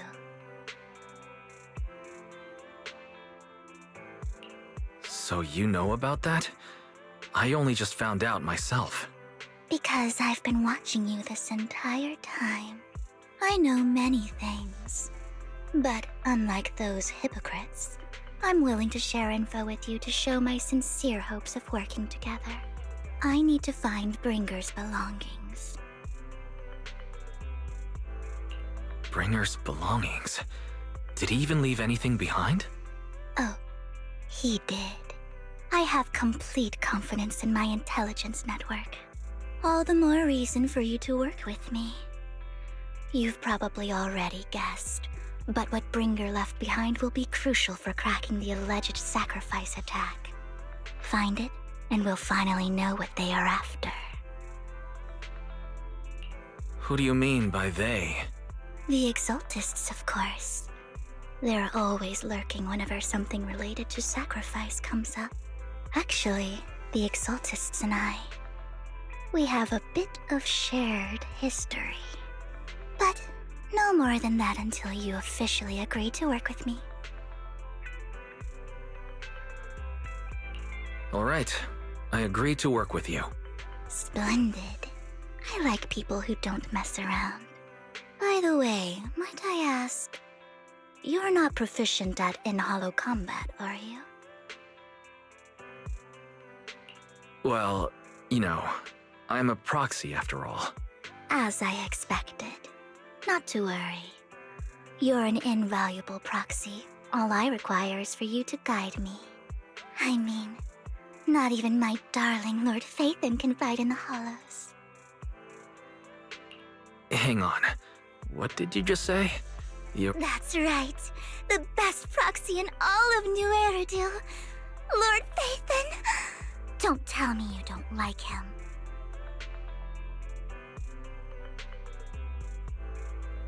It's not that I don't like him. It's just, it's a little complicated. Well, if it's not that you don't like him, then that means you do like him, right? And I know exactly how you feel. My love for Lord Phaethon is really complicated, too. Great, you're a fan of Lord Phaethon, too. But that makes sense. All of New Eridu ought to be fans of Lord Phaethon.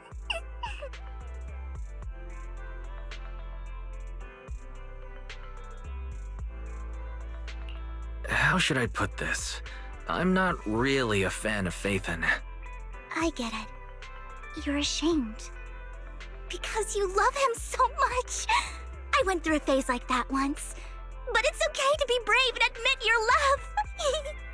Relax. I'm with you as you make your journey, fellow fan.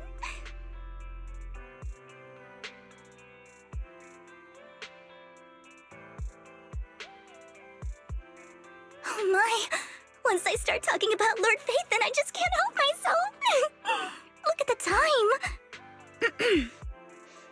I suppose that's all for today, then. I'll be in touch with more news.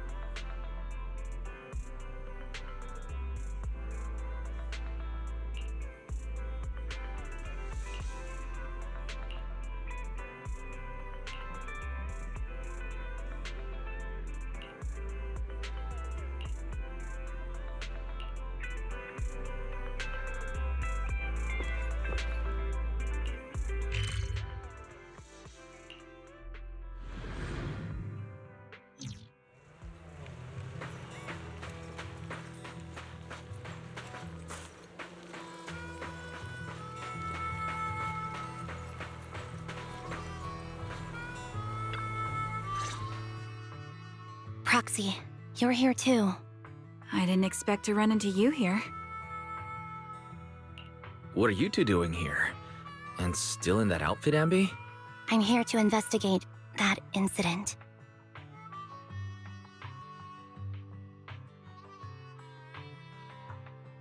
I've recently dug up some clues about the person behind the operation, but my key contact is ultra cautious. and keeps demanding me to prove my identity.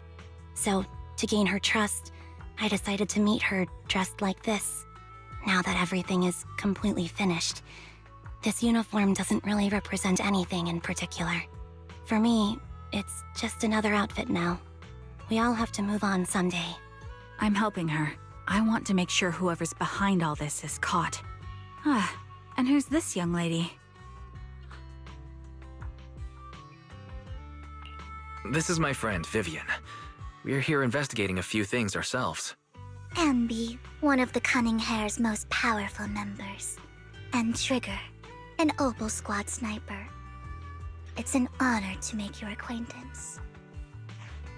You know us? Looks like someone's done our homework. Is it because of the proxy? You two are practically celebrities. And because of my work, I've got loads of info when it comes to anyone with a name around New Eridu. I see. Seems you're handling your work well. Let's prepare to enter the Hollow. Unless you have any further questions, we'll be taking our leave now. You're going into a Hollow? Proxy, you plan on going in like that? Yeah, that's right. I've recovered quite a bit lately, so I don't need any protective equipment in the hollows.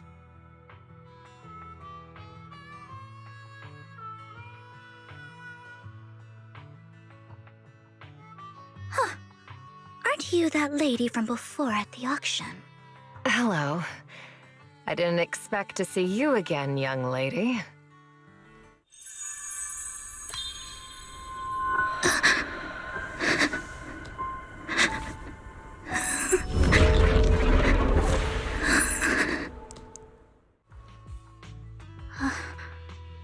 Vivian, are you alright? You look depressed. What's wrong, Vivian? Are you feeling all right? It's nothing. I just drifted off for a moment there. So then, what are you doing here? Don't worry. I'm not here to scam you. I'm waiting to meet someone. Don't tell me. You're my contact for intel? That's me. Ambi from Silver Squad, I presume? Pleasure to meet you. All right. I'm going to exchange some information with Miss Ambi here. So if you'll excuse me.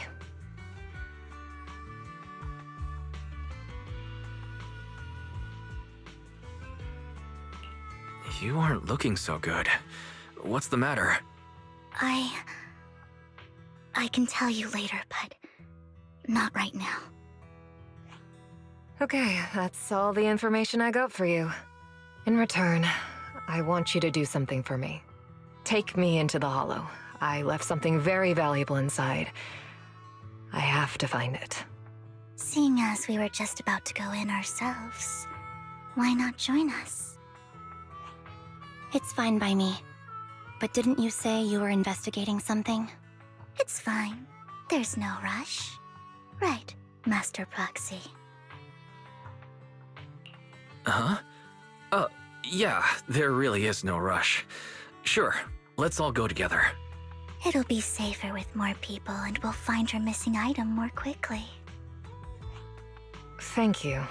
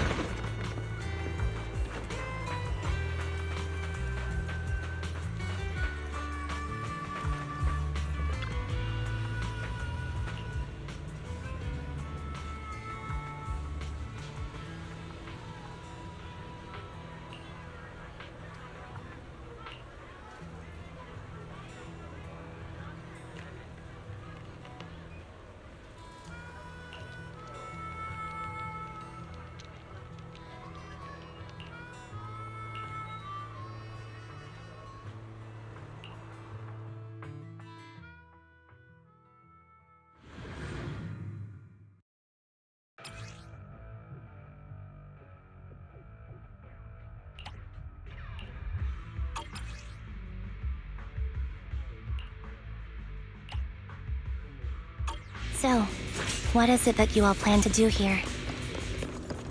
We are here to look for something too. Something extremely important. New Eridu's future may well depend on it.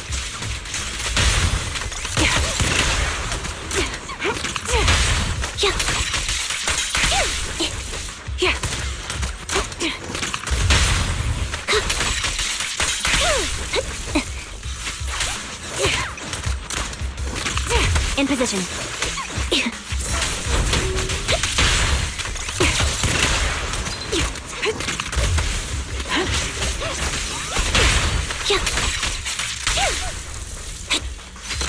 Time to pin them down. Now it's my turn to ask questions. What exactly is it that you're investigating? Since you're familiar with the name Silver, then you should know that it shouldn't exist anymore. What I'm investigating has something to do with it.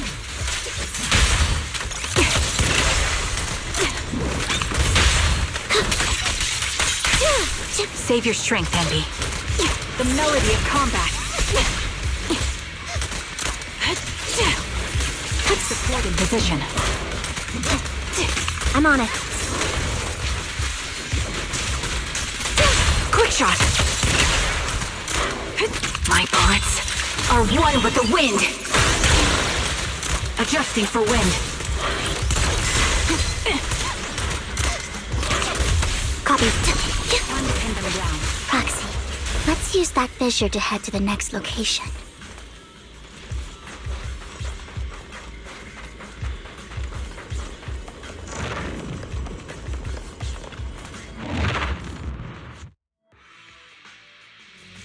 This is the place. So, what is it that you're looking for? A ring. I was excavating ether here before and accidentally lost it somewhere. Please, could you all help me find it? It has to be somewhere among all this stuff here. Sure, I'll start looking. I'll go with you. I'll stay here with her then. Thanks, but you don't have to worry about me. Go ahead and accompany the others. I'm sure it'll be faster that way. And sorry for wasting your time like this. I know it might sound strange, but I'll be so happy if my daughter grows up to be capable like you.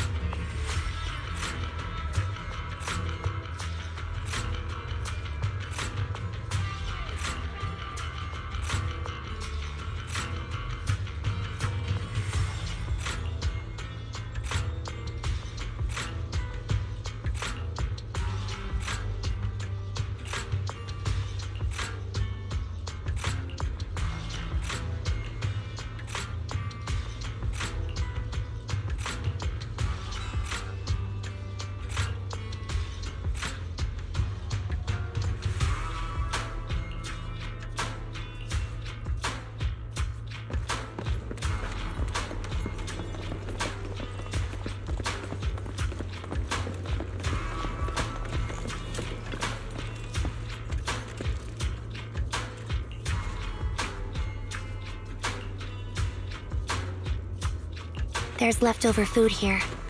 I don't want to imagine what's inside the bag. Neither do I.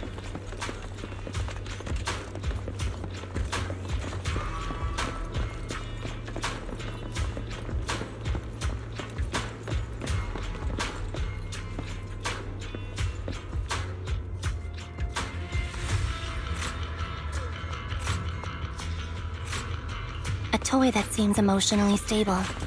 There shouldn't be a ring hidden in it. It's pretty cute.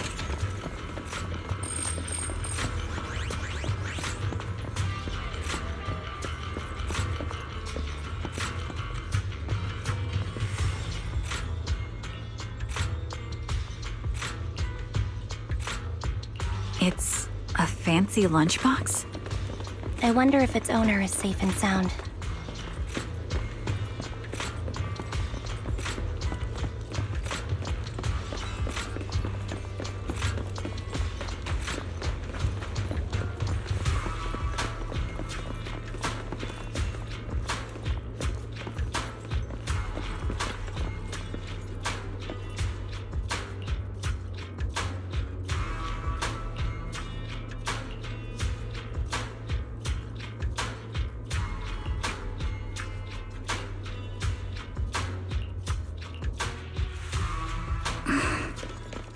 What's wrong, Vivian?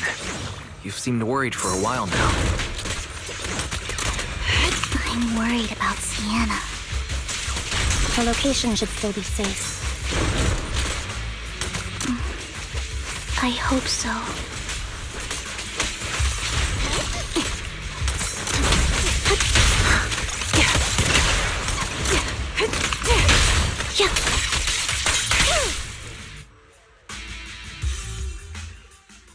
Could the ring be in that gas tank? Good thing this gas tank is empty.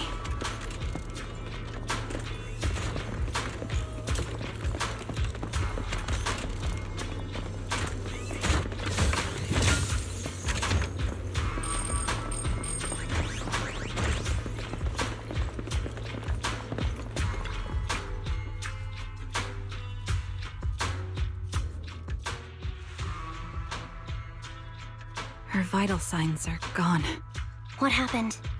I guess this was her final scam. There's one thing I must remind you. Your time is running out. I'm not sure how you can tell, but you're right. I'm going to die in here. That's my plan. I'm very sick and don't have much longer. If I try to get treatment, it'll just be a burden on my daughter. So I scam my way through a bunch of physical exams and managed to take out a hollow corruption policy through Ravenlock Insurance. Once some time has passed, could you please take my corrupted body out of the hollow? That will secure a generous compensation package for my daughter. It's only what the Ravenlocks owe me. A pity, yes. But it's the only way I can squeeze it out of them. What makes you think that will help you? I just trust you will. I'm just awfully sorry you had to get involved in this. But it's something I must do. I have to leave something behind for my girl. I have to give her a chance at life. If it's okay, could you also please pass a message to Mira for me? Tell her, don't worry. Even if Mommy's body is corrupted, withers away, and turns to dust, my love for you will always be there. Thank you. You're a good kid.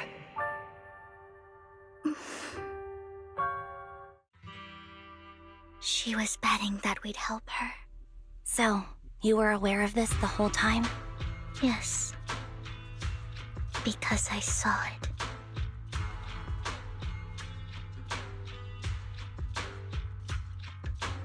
You might not believe me, but I've had this ability to see the future since I was a little girl.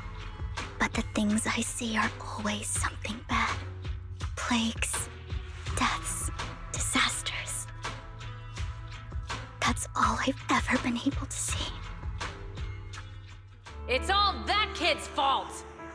She's seriously jinxed. I always try to avoid her.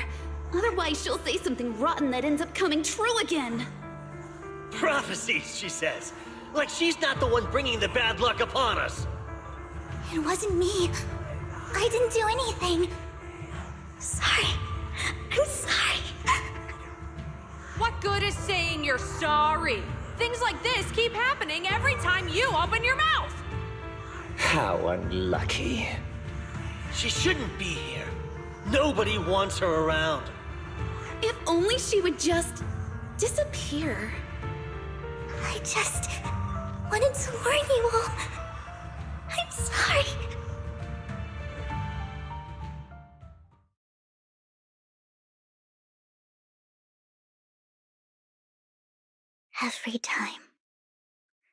Every time it's the same. In the end, there's nothing I can change. Sometimes I even wonder whether it's me predicting these things, or if my very existence is manifesting these calamities. Vivian, it's not your fault. You were just trying to be kind and warn them about impending disasters. I can tell it's never been easy for you. Thank you. No matter what. I just hope she finally gets to rest in peace. I hope no misfortune, whether I foresee it or not, ever happens to anyone.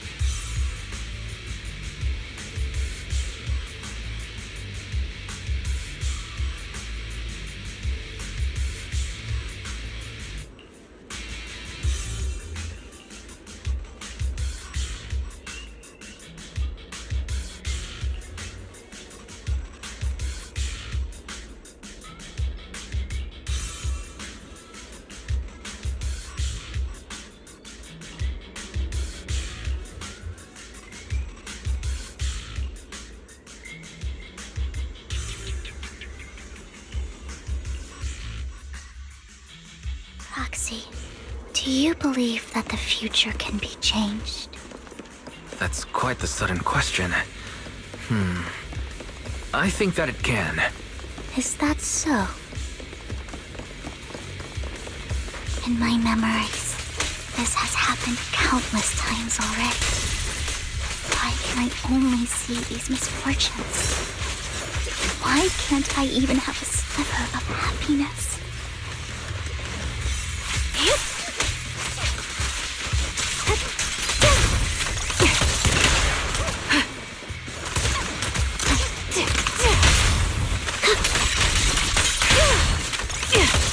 Roxy, the fissure that we're looking for is up ahead.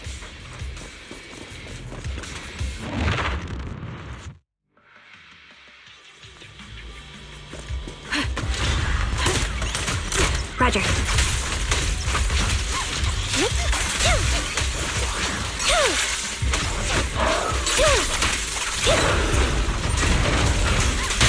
The target's weary. Recalibrating. Right on cue. Quick shot.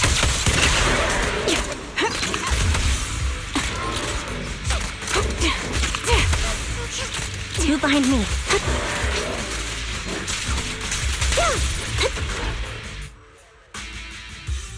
I think it's about time.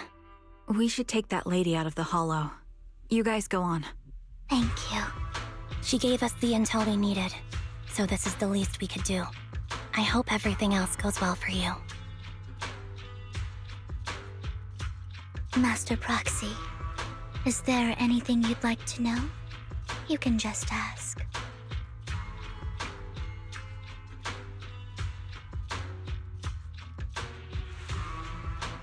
I'm curious about your story, Vivian, but we can talk more once you feel ready. Don't worry, I'm very patient. You're the first person to ever say that to me. I'd be happy to share my story with you. These premonitions I see are not within my control, and they always come to me in a flash, like a flood of images in my mind. Most of the time, I see death, disease, accidents, and disasters. Of course, There are also some non-fatal mutilations. But every time, without exception, they end up happening. And I can never prevent or change them. That's all I have to say about it. If that offends Master Proxy and you don't want to hang out with me anymore, then I can understand. I don't mind at all. That's just who you are, Vivian. I'd like to keep hanging out with you. I've always considered this ability as a curse. It's not a curse. Actually, I think you've been given a gift. Thank you. Really. Well, it's getting late. Bringer's belongings ought to be around here somewhere. Let's take a closer look. According to the previous clues, what Bringer left behind is hidden inside a vending machine.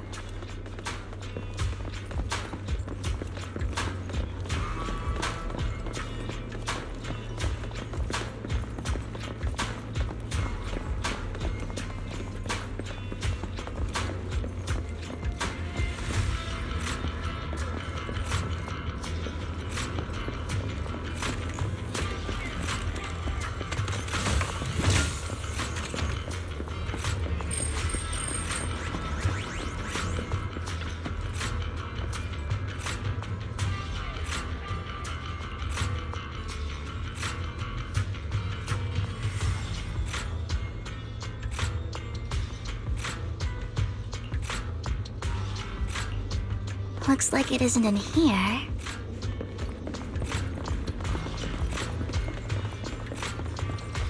Let's try this vending machine. It might be the one we're looking for.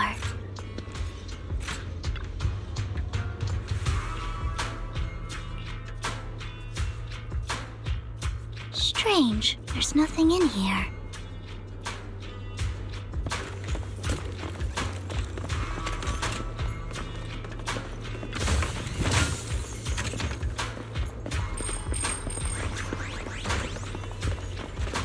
This vending machine looks a little suspicious, too. I have...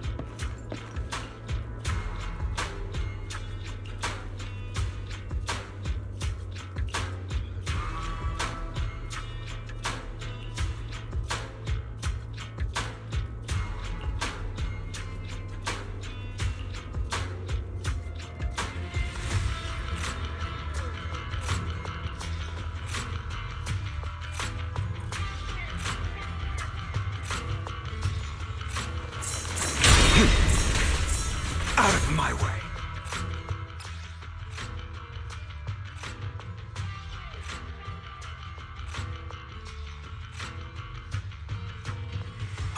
This is it. This notebook is what Bringer left behind. But I don't know what these markings on it mean.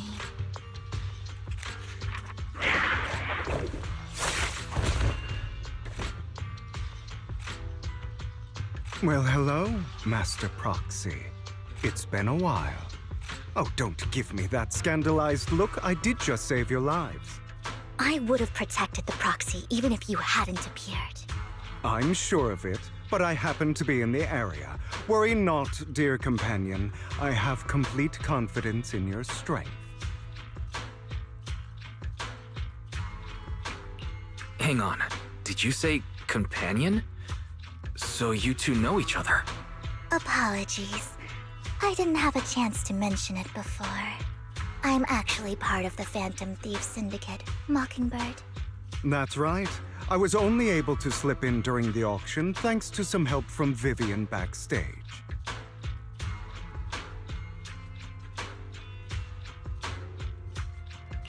So the whole time you were only bidding on the collections so you could get backstage and tamper with things? I warned you before. You can't rely on appearances.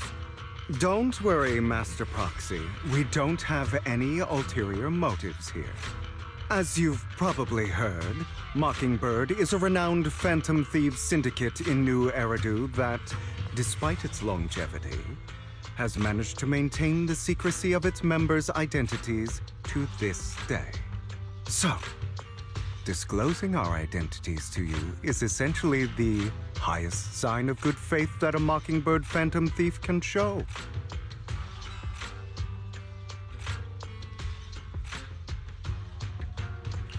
I guess that makes sense. Your trust is most appreciated.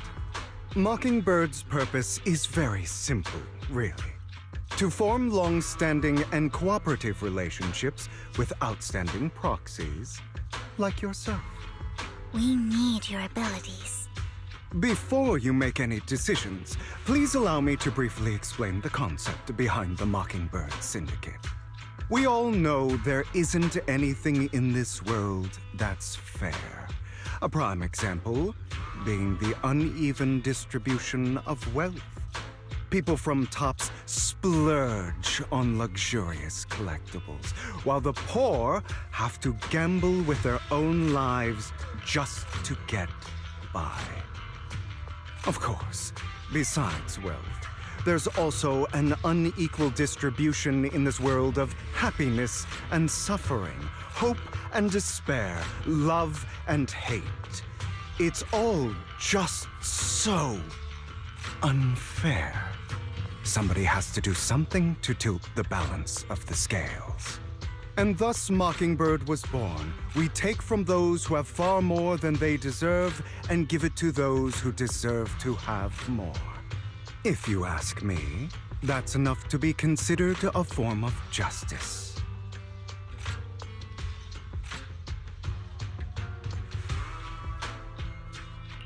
All right, that makes sense. I can agree with that. Thank you. I knew if anyone, you'd understand. However, aside from these philosophical considerations, we also have a crisis on our hands to deal with.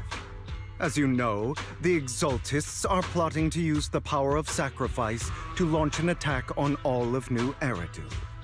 We can provide you with all the latest intel, just like that notebook you found. Something those pompous housekeepers would never be willing to do.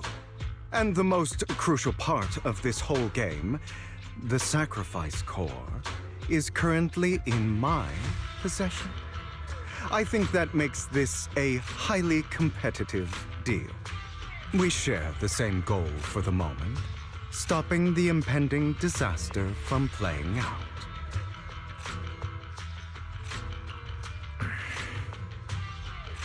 I need some time to think about it.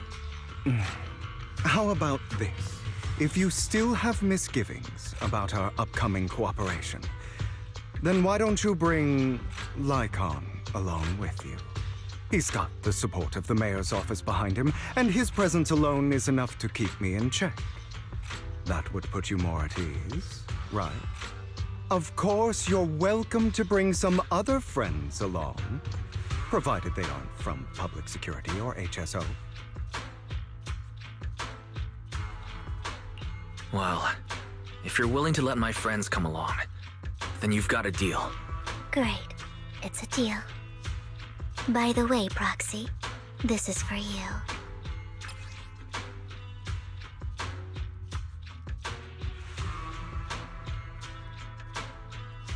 Consider it a souvenir commemorating our first time working together. For now, we'll carefully look through the contents of that notebook. I'll contact you if anything comes up.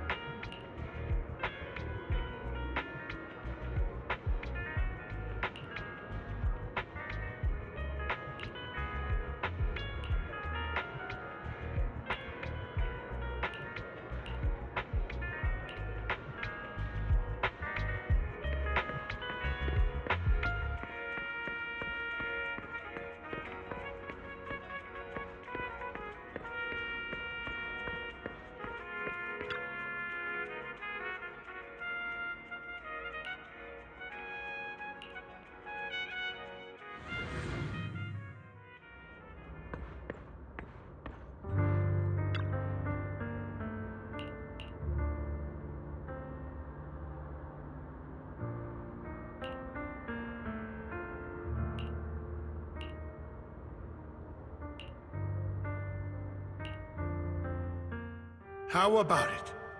Will you work with me? Correct. Let me be honest with you. I have the sacrifice core that you're after. I am Mockingbird. So it's you. I never thought you'd be so bold as to come see me alone. Relax, my friend. As you know, if I can sneak into such a heavily guarded auction, then naturally, I can just as easily slip away right now. I'm here with the sincere intention to seek cooperation. I can give you that sacrifice core. And what do you want in return? Wealth, glory, power. The things everyone else in the world wants, I want them too. And I'm confident that as the current heir to the Ravenlock family, those are all things you can give me. Then you've certainly come to the right place. My family is working on a big project. If things come to fruition, Ravenlock's status in Tops will significantly improve, at which point, I'll be sure to leave a spot for you. Naturally, as an outsider. Mr. Hartman, I think you've misunderstood me. I have no intention of joining the Ravenlock family. In fact, I have an art gallery under my name that does pretty well for itself. I was hoping you could recommend me for Tops. You want to join Tops? That's easier said than done. Even for a family like ours, it would still require significant effort and... Just answer me yes or no. I don't think either of us can afford to waste time. I understand. Yes, you have my word. But in exchange... I'm sorry, but I'm afraid I can't. I've already hidden it somewhere safe, a place nobody else but me knows. You don't want to put all your chips on the table when dealing with Tops. I know that far too well. Then that means I also need to keep an eye out when working with the infamous Mockingbird, right? Mr. Hartman, I should remind you that I stand before you undisguised. Coming from a phantom thief who's never publicly revealed his identity. If I betray you, then you merely need to... You do make a valid point there. In that case, you have a deal. I appreciate... Why don't we celebrate our new partnership with a toast?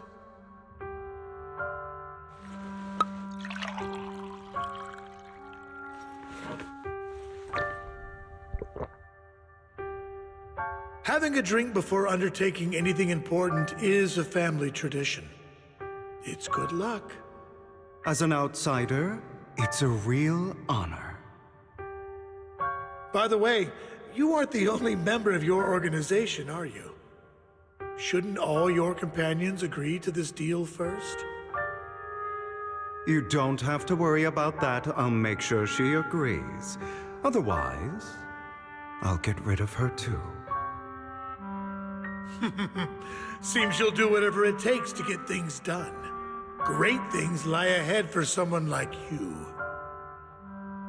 All right, let's leave it at that for today. I'll contact you about what to do next.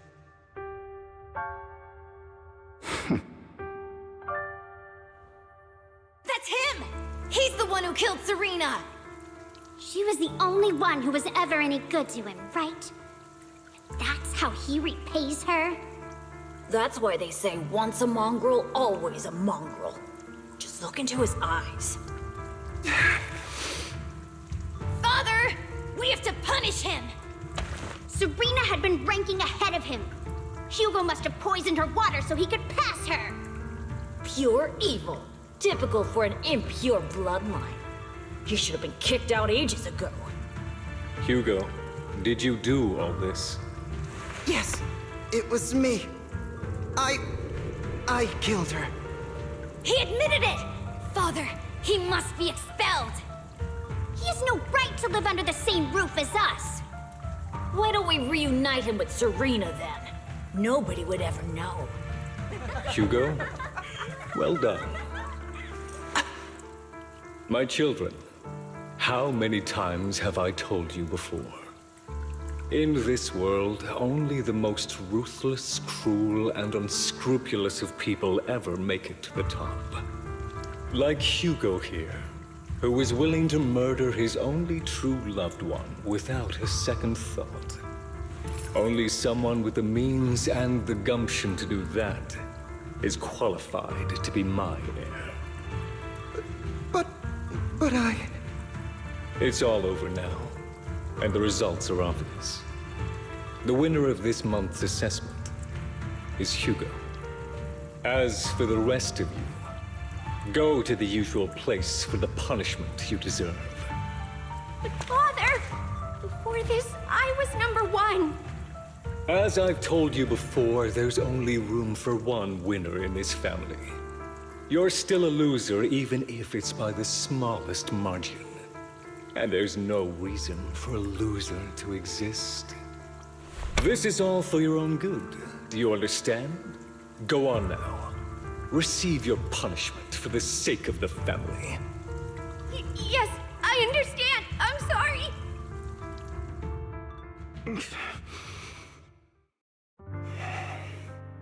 That really brought up some unpleasant memories. It won't be long. Soon, it'll all be over.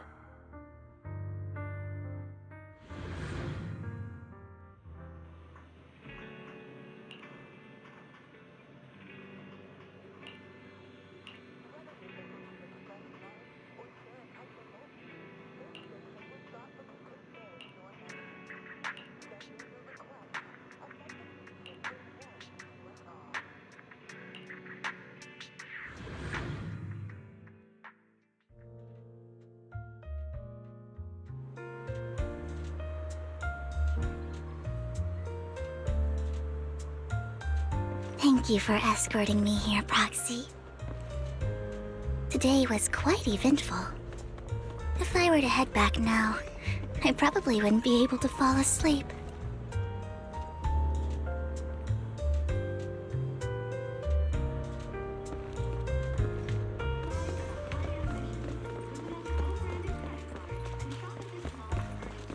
You're a child that only brings misfortune.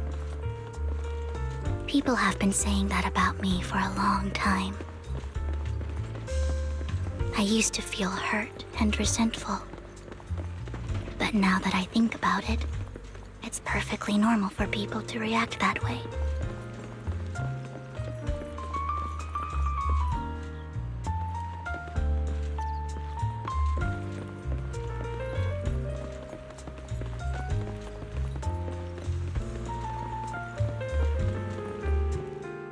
Why do I only predict suffering?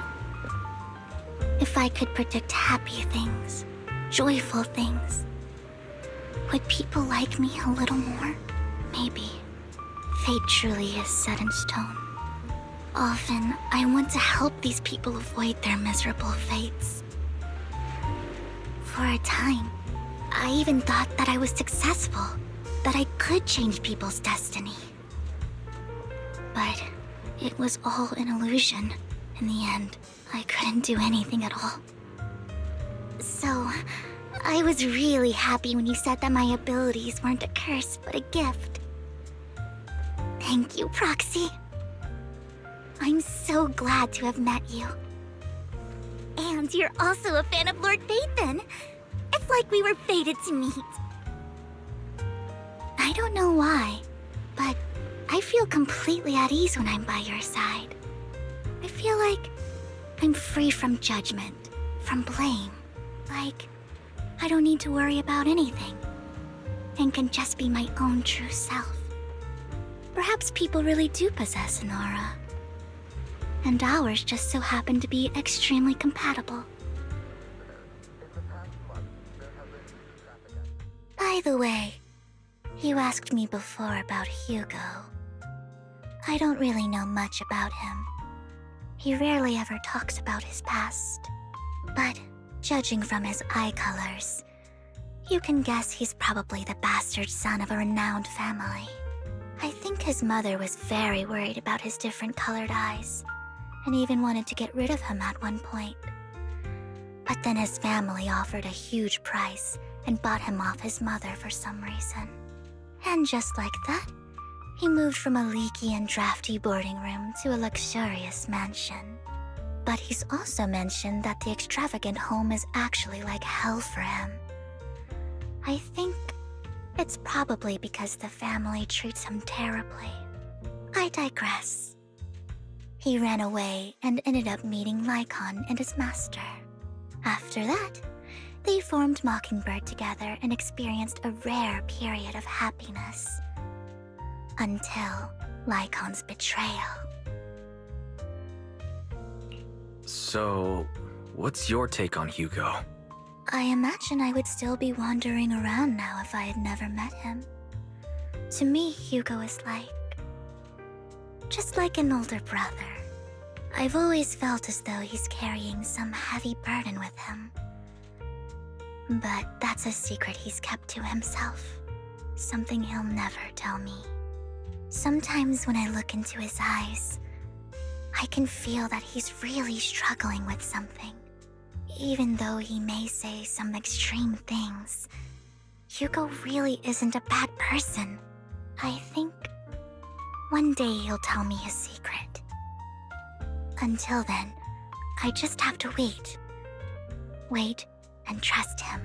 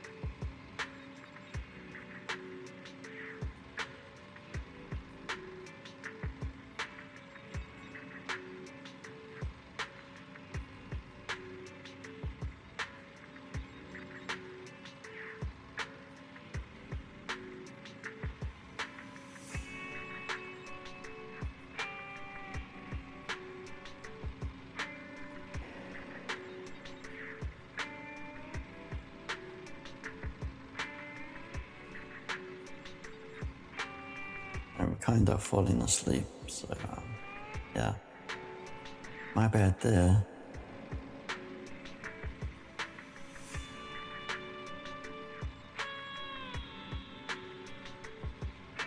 But,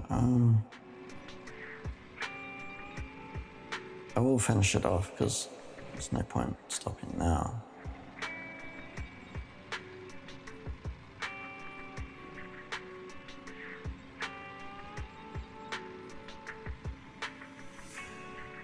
Anyway, there's probably just a little bit left anyway. I will just carry on.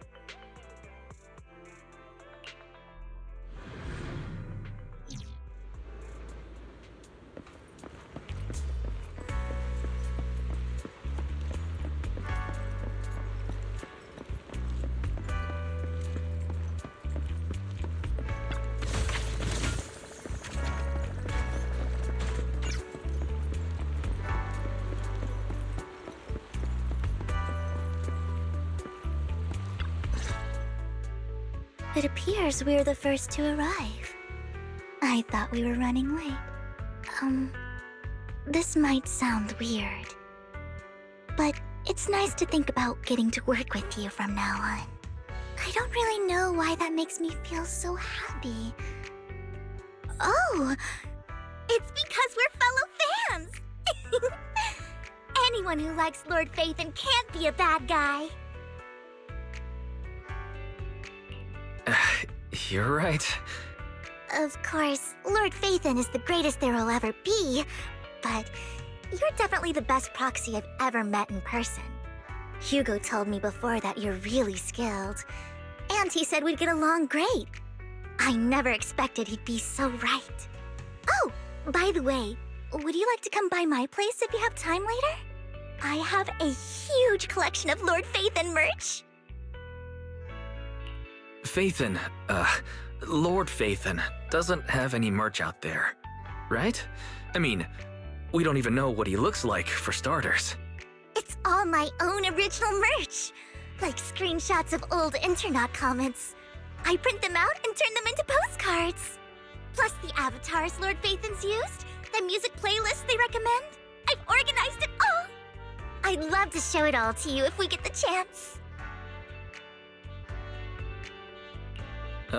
Well, I appreciate the thought.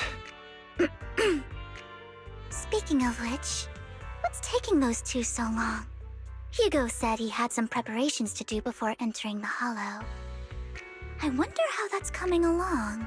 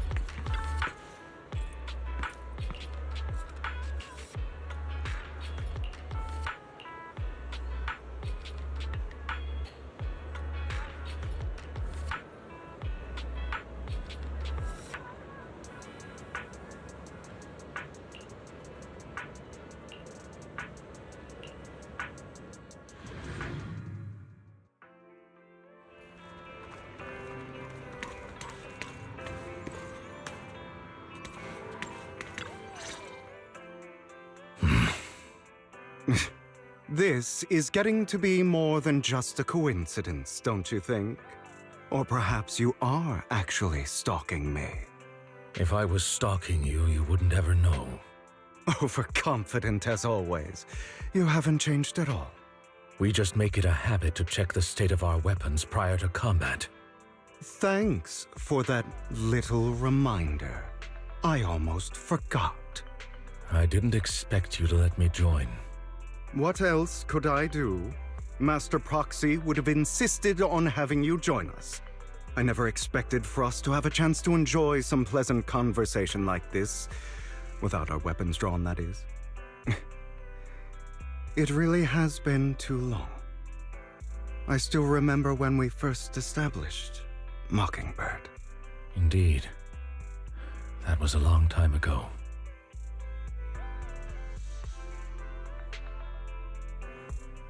Thankfully, Jack went in peace. He must have known about his condition for some time. He even left us with instructions. Passing peacefully in your sleep is the most natural way to go. I'm happy for him. By the way, Lycon, have you given it any thought yet? You mean about our guild for Phantom Thieves? Yeah. It's time for us to build an organization of our own. Jack always supported the idea, didn't he? I don't have any objections. But what should we call it then? How about Mockingbird? It's a bird known for mimicking the calls of others to blend in. The same way we don high society roles for ourselves when we're out on a mission. Oh, oops. I nearly forgot. You're a terrible actor, and you're always flubbing your lines. I guess we can rule out that name, then. No, call it Mockingbird. We're always just putting on an act, aren't we? I won't slip up on our next mission. Besides, we still ran missions together even when we didn't have a name. Having one now won't really make a difference. No. It does make a difference, Lycon. And I don't just want a name. I want Mockingbird to become a symbol, like the sword of Damocles hanging over everyone's heads, striking fear into the hearts of the rich and cruel whenever they hear the name. Just like Jack used to say, this world isn't fair. So that's why we have to influence it however we can, and change things in our own way. But on the basis of not causing harm to other people's lives. That's also what Jack used to say. You remember, don't you? Of course I remember. All right, I promise. That sounded pretty forced. Don't forget, things don't end well for people who break their oaths. I'm good for my word. You must trust your fellow companions. That's also something Jack would say.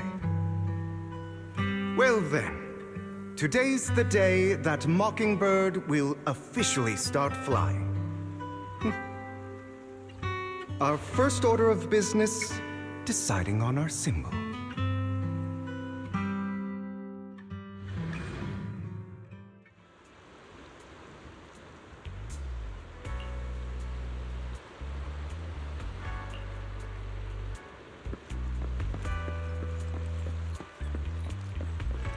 Looks like we're all here.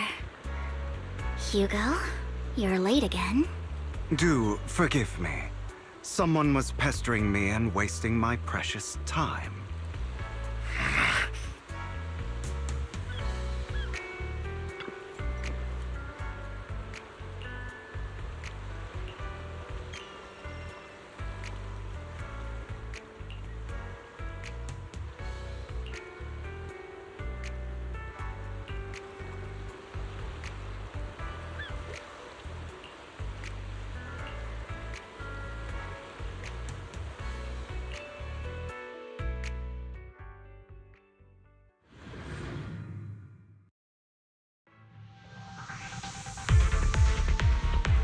Didn't expect the coordinates in Bringer's notes to lead here.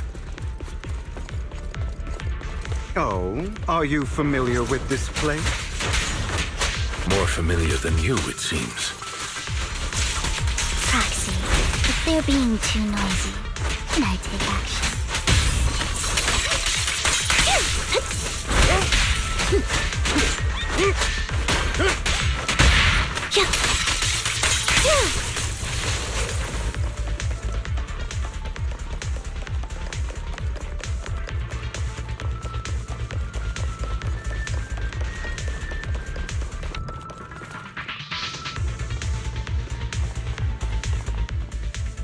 I don't enjoy obstacles in my path. The generator room should be nearby.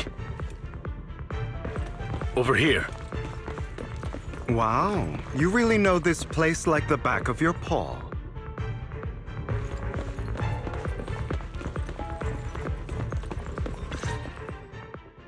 Master Proxy, I hate to be the bearer of bad news, but there's something wrong with the circuit. It seems to be blocked. Don't tell me. Victoria Housekeeping's high and mighty attendants can't even fix a simple circuit. I can fix it, but I'll need a circuit diagram before I can do anything. I've seen diagrams for this type of circuit before. It's a pity that we're unable to connect to the outside world from inside the hollow. Just leave that problem to me. Wise, I just sent an image of a circuit diagram to you. Have a look. Thank you very much, Master Proxy. Now then, let's start repairing this circuit.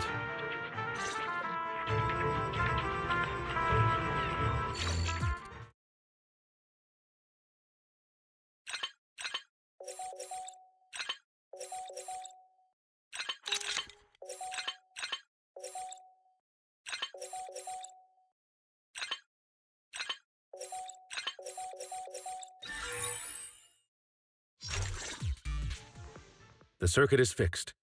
We should now be able to open that door. Wait up. Wait a second. Something just doesn't add up. It's all coming together now. Communicating with the outside world from within a hollow. And getting that circuit diagram. In theory, there's only one person who could ever do that. Could it be your Lord Phaethon? Impossible. There's no way. But then again, only Phaethon could have done that. I mean, you're an incredible proxy, sure. And you're a good person. But could you really be Lord Phaethon? That's me. I'm Phaethon. Sorry, I just never had the opportunity to tell you. Unbelievable. Lord Phaethon! I've been your biggest fan for years now! Goodness me, Lord Phaethon was right in front of me all along, and I had no idea. This is like a dream. Could you... I mean, if you're willing, could you please give me an autograph and a group photo and... Anything you want, but let's get out of the hollow first, all right? Oh, okay. Sorry, guess I got a little too excited. Anyone would be enraptured meeting someone they admire that much. Yeah, if I ever met my favorite movie director, I'd be the same. We should keep moving. This isn't the best place for idle chit-chat.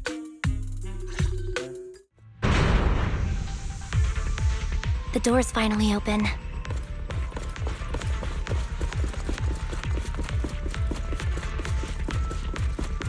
The proxy is Phaethon. Phaethon is the proxy. If this is a dream, I never want to wake up. Mind the blind spot.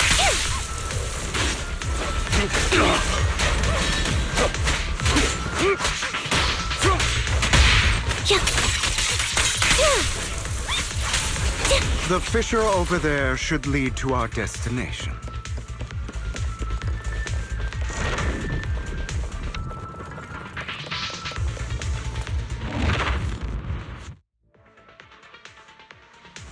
There are more ethereals around. Please be careful, Lord Phaethon. Lycon, your fighting style wasn't so reserved in the past. I've matured. You call this mature? You're just being pretentious. In position. At your service.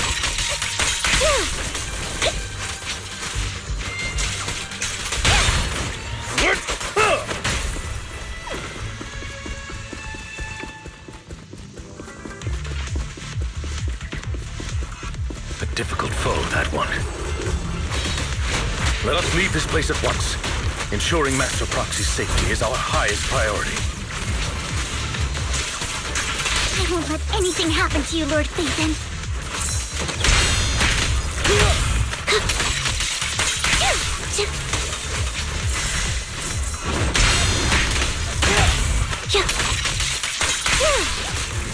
Say no more. Roger.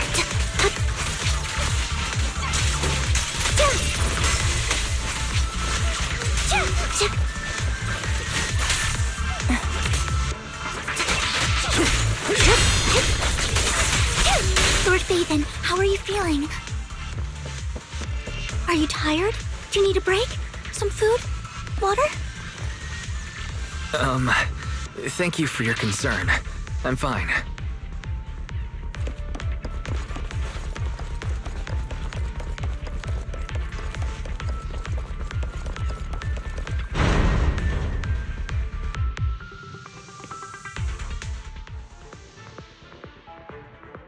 Master, a complex mechanism has been detected ahead.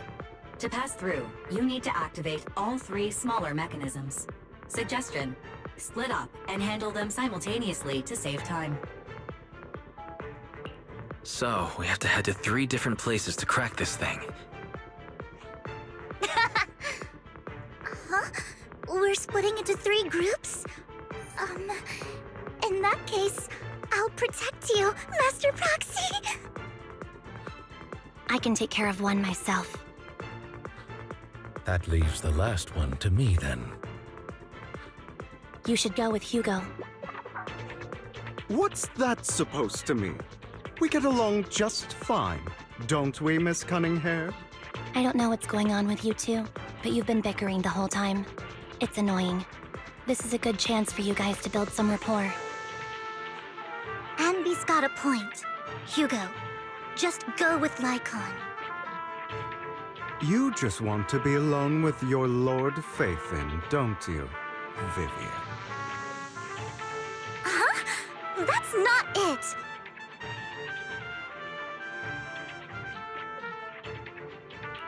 Alright, sounds like a plan. It's all decided then. If Master Proxy says so, then sure. But, Lycon, you better not slow me down. I really want to recommend you two some movies for a crash course on teamwork.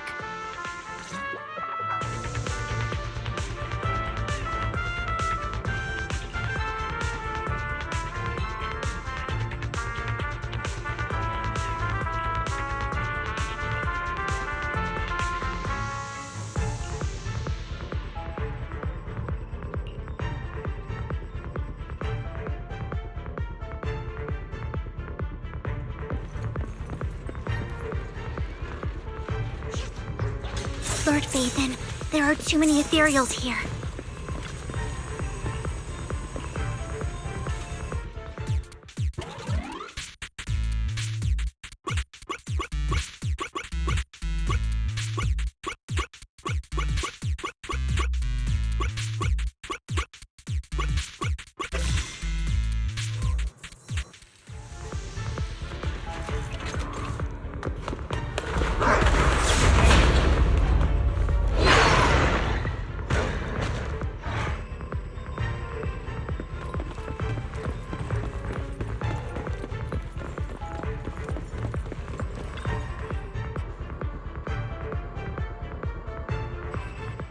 Sure enough, Lord Phaethon and I share a deeper connection. Sorry. I hope I'm not being too forward. Goodness me. Somehow I'm fighting alongside Lord Phaethon. It's like all my dreams are coming true. I'm going to wake up any second now, aren't I?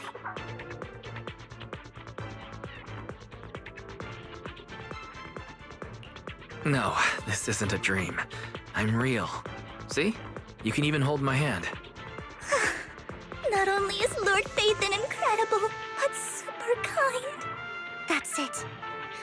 I pledge to be a die-hard Lord Phaethon fan until my very last breath.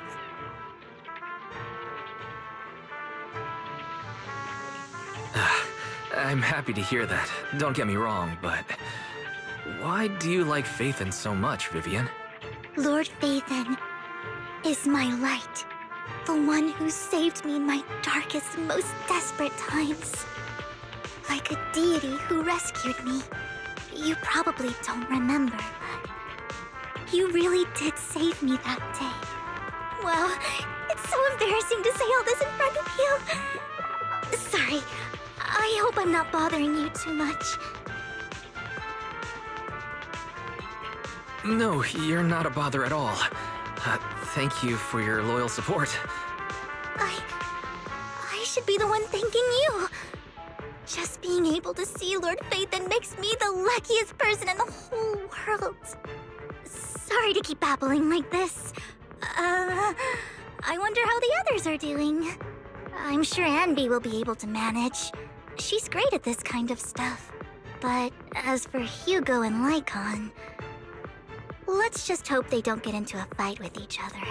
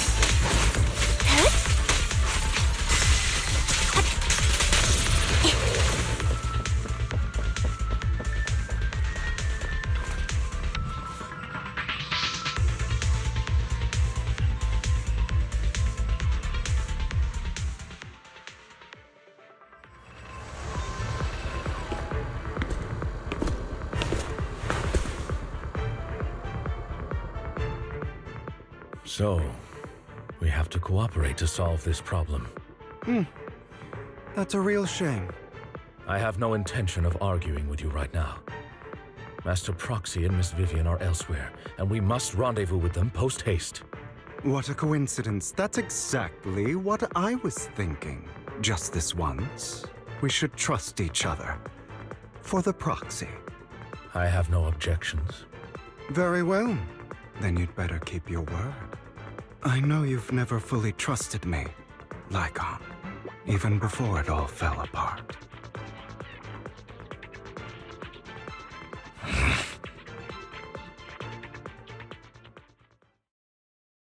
You wanted to speak to me alone? I know you and Hugo are as thick as thieves and don't hide anything from one another. But you can't tell him what I'm about to tell you. Did something happen with him? Hugo is an intelligent and gifted child. He learns everything I teach with ease. In time, he'll grow beyond me. Reach a place where people will marvel and look up to him as a beacon. Yeah. As much as I hate to admit it, he always picks things up just a teeny bit quicker than me. But none of that matters, because I can overpower him easy. I don't think being gifted is a good thing for him. What do you mean? He bears a dark and painful past. What he was taught, the hatred he was faced with, everything he picked up. It's all become an integral, inseparable part of him. I believe that beautiful flowers can blossom even in the darkest abyss. But the roots of that flower would draw from evil instead of good. Hatred instead of love. It's a curse that flows through his lineage. A curse that fate branded him with. I've seen far too many people like that throughout this long life of mine. They struggle with this curse their whole lives, but they all end up failing in the end. The path of light is narrow and fleeting, and the darkness is filled with such temptation that dropping your guard for even just a moment can send you spiraling straight into the abyss. Do you mean Hugo's going to be a bad guy? I don't know. I hope he'll always stay true to his heart. That he won't give in to hatred and ambition. That he won't become the dragon that must be slain. But he has inherited the seed of evil. You cannot let it take root. I'm afraid I won't be there to help you. There's not much life left in this old body of mine. So then, Lycon, promise me now. You must hold his chain tight, to restrain him, to stop him, and when necessary, to choke him.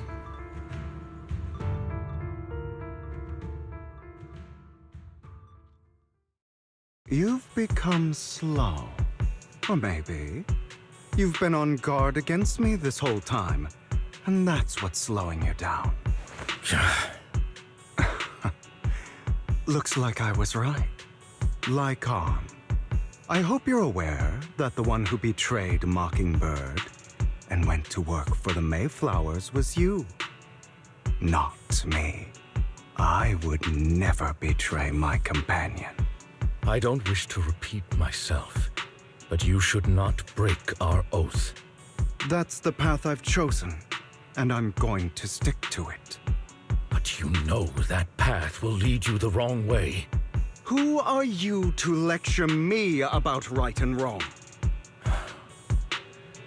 I believe any path that makes you feel pain must be the wrong one. Your disgusting sympathies make me sick, Lycon. There's only ever been one person who can kill me or save me, and that is me.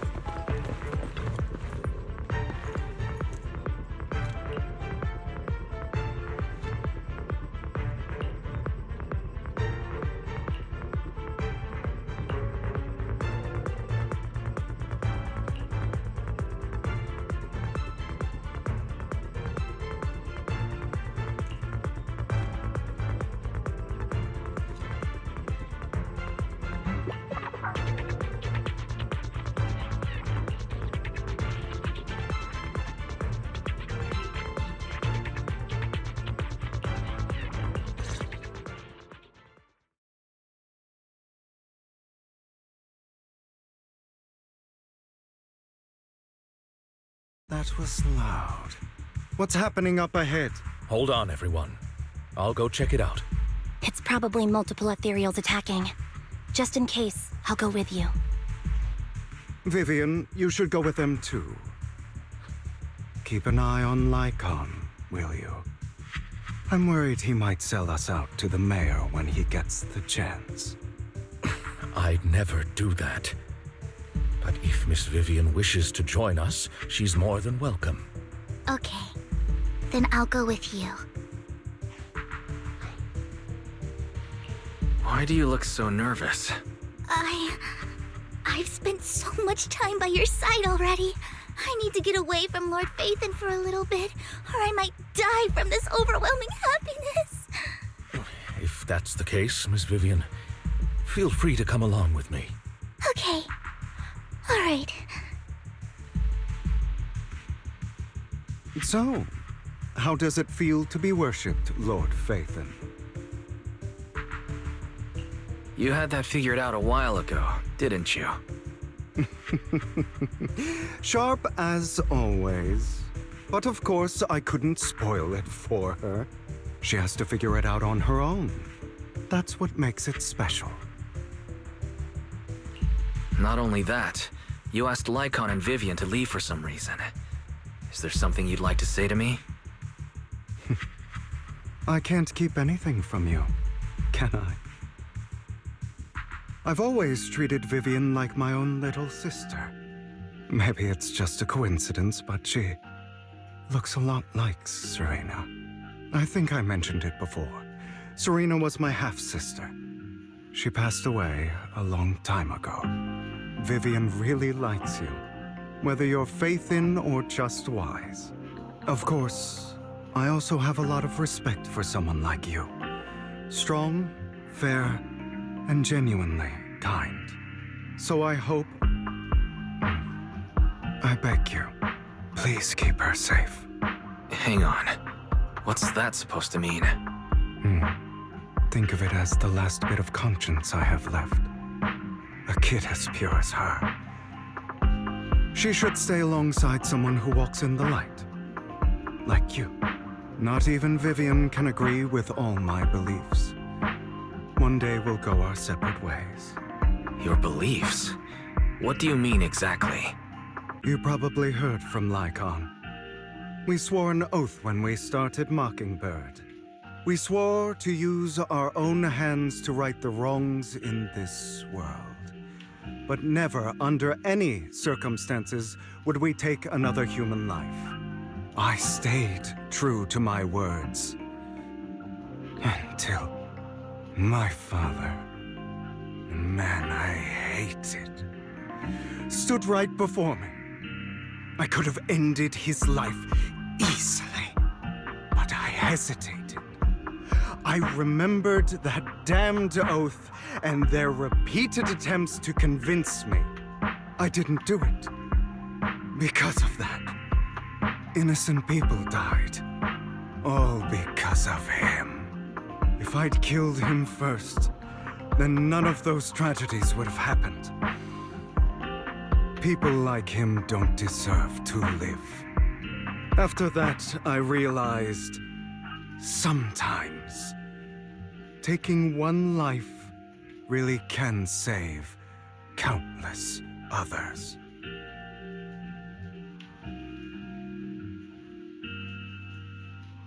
I can't agree with that. Is that so? I see you have your own beliefs. Vivian has a good heart. I don't want her to get her hands dirty. But you know how it is. In this world, someone has to be the bad guy. So, I want to apologize to you. Why apologize all of a sudden? You're incredibly strong, kind, capable, and really, really lucky. The world needs more people like you. Remember that revenge movie I told you about, Children of Devils? I still haven't found it, but I came across another videotape with the same name. Turns out, in that story, the Children of Devils are actually the children of gods. Ah, sorry for rambling. Hope you don't mind. They should be back soon. Please, look after Vivian for me.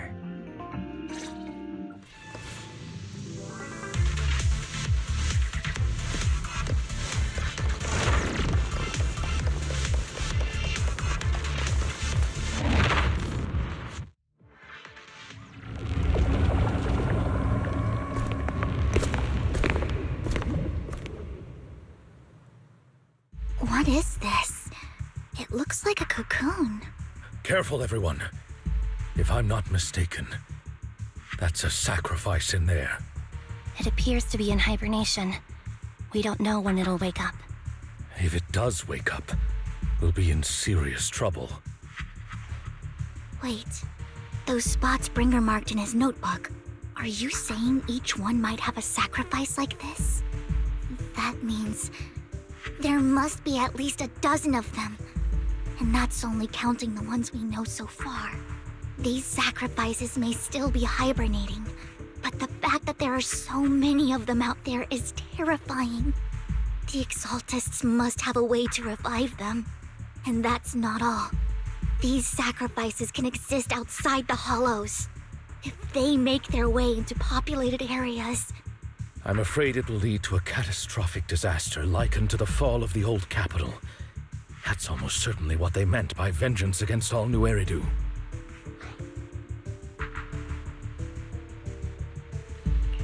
Let's find a way to get rid of these sacrifices. We can't let the Exaltists have them. Thank you for helping me find this sacrifice. But sorry, kids. You won't be the ones to keep it. It's that annoying old man. Why is he here?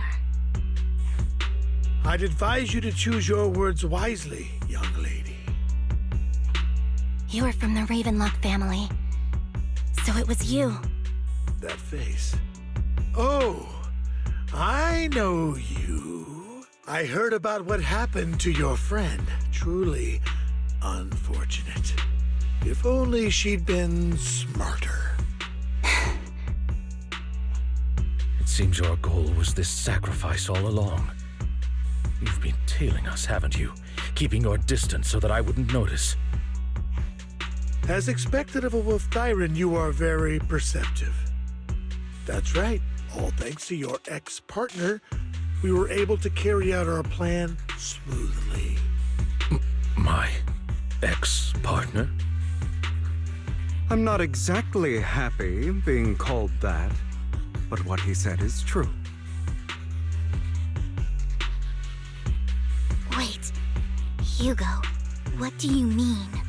I made a deal with Mr. Hartman in advance. So, would you kindly step aside and let us have this sacrifice? Of course, you can choose to refuse, but if you do, then I'll have to take coercive measures. What did you offer him? Everything we know about the sacrifices plus the core itself. But why? It's simple. I want to climb higher. Mr. Hartman offered me a chance to join Tops. Who could say no to that?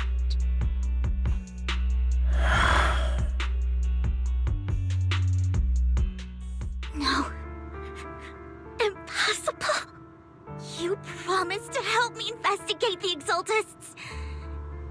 You told me the whole point of Mockingbird was to do anything it takes to bring a little justice to this world. Was all of that just a lie? You're just too gullible, Vivian. I also told you, everybody lies.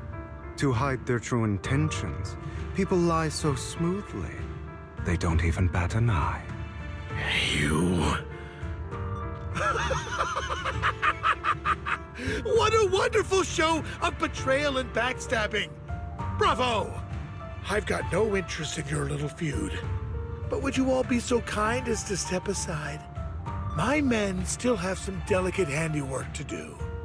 To extract that sacrifice behind you. Over my dead body.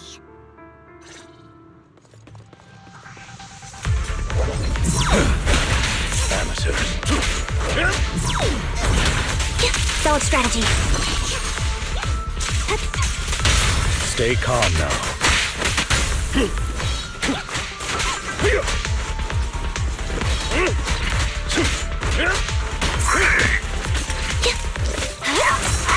Here to assist. Flip the switch.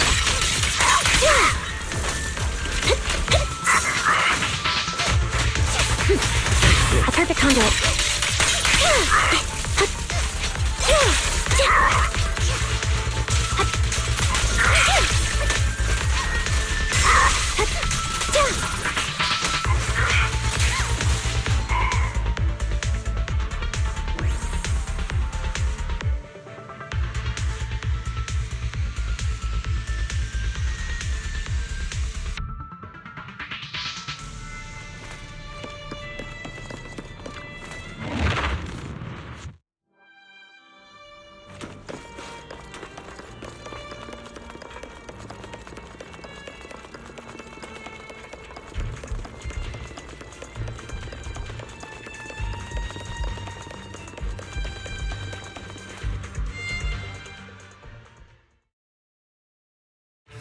You guys are such a pain.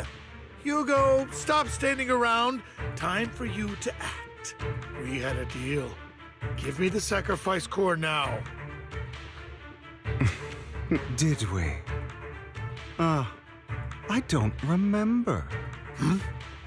I imagine this is your favorite kind of entertainment. Watching allies betray each other, suspicion festering until it all turns to bitter hatred. Seeing people tear each other apart like wild beasts, just like your decaying family. Does it comfort that dead conscience of yours? You. What's that supposed to mean? I am loving the look on your face right now. Right when you think you've succeeded, I'm here to tell you it was all fake. None of it was real. Let this pain sink in. It's karma for what you did to me back then. You're insane. I have no idea what you're talking about. You still don't recognize me, do you? Let me give you a little hint. My full name is Hugo Vlad Ravenlock. That's impossible. You're part of our family? I may be an illegitimate child, but I have the same blood flowing in my veins as you. I know you. You're that bastard of his. Damn it. I could have sworn you were already. My dear uncle, you were never worthy of your position. You have no claim to the Ravenlock lineage. You may have killed all of my father's other children, but sorry to disappoint, I'm still alive. I am the true heir to the Ravenlock family. You're a bastard. You have no right to inherit the family. That's not for you to decide. Master Edmund is very supportive of my claim. Edmund? That's impossible. You weaseled your way into Top's inner circle? Master Edmund doesn't care who achieves his goal. In other words, he'd happily let me take over the Ravenlock family, as long as I'm more competent than you. This can't be! You don't know the family's real secret! I know a lot more than you think, including everything that you've done. Just give up. You never even stood a chance. Damn it. This was all fake, right? You were just putting on an act to fool this old man, right? I actually fell for it. Don't do that again. At least give us a heads up next time. Vivian, everything I did was to rightfully inherit the Ravenlock family. That part is true. Now, I'm going to kill this man who stole what was never his. I'll make sure he can never be a threat again. You can't kill him. We still need information from him on the sacrifices and the Exaltists. You must be misunderstanding something, Lycon. Just like you chose the mayor, I chose Tops. At least for now, Tops has the same interests as me. I'm not going to harm my own self-interests. Be it intel on the sacrifices or the core itself. I'm handing everything over to Master Edmund. Why? I just want to take back what's mine. If fate is not willing to give me justice, then I'll just have to seize it with my own hands. Stealing, robbing, lying, or betraying. I'll do whatever it takes. Even if it means selling your soul to the devil? You know about the power struggle between Tops and City Hall. Those elites at Tops would be only too happy to see the Exaltists plotting a grand attack on New Eridu using sacrifices. That would severely harm the Mayflower's reputation and approval rating in New Eridu. And that's exactly what Tops wants to see. If that happens, countless people will die! I'm sorry it has to be this way, but I have to do this. I'm going to get everything Master Edmund wants. Inherit the Ravenlock name, climb to the top. And then I'll be able to change everything for good. For a permanent and absolute victory. We must endure the pain of cutting away rotten flesh. And persevere through the darkest hour before dawn. Someone has to do it.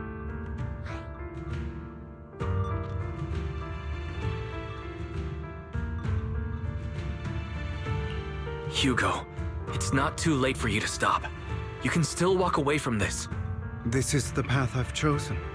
Without power, resources, or strength, we can't do anything. Mockingbird is the perfect example. All the talk about using our power to tip the scales of justice and hover over them like the sword of Damocles. It's just a delusion. In their eyes, we're nothing but annoying gnats. Mockingbird has never really changed anything, or saved anyone. Never in the past, not now, and never will in the future. None of it matters.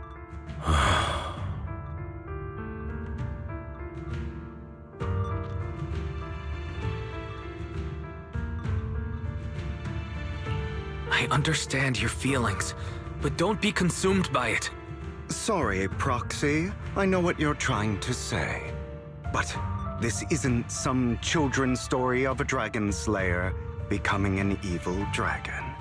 Sometimes, to slay the dragon, you must first become one. With sharp claws, rending fangs, and strength enough to destroy anything. So I will bloody my hands. I will carry the weight of my sins. I will become the Abyss.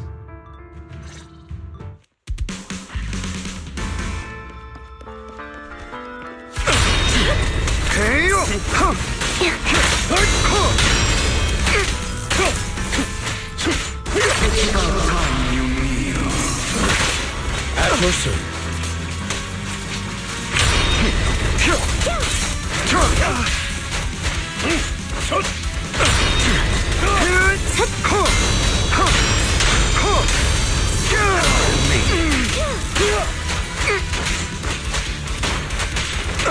Flip the switch. An opportune time. Cleanup's not finished.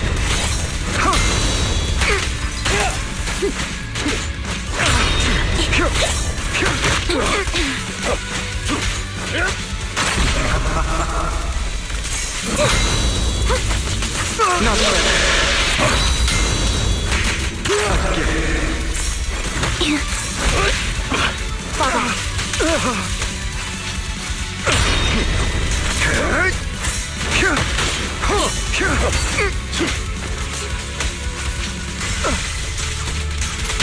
Stand still.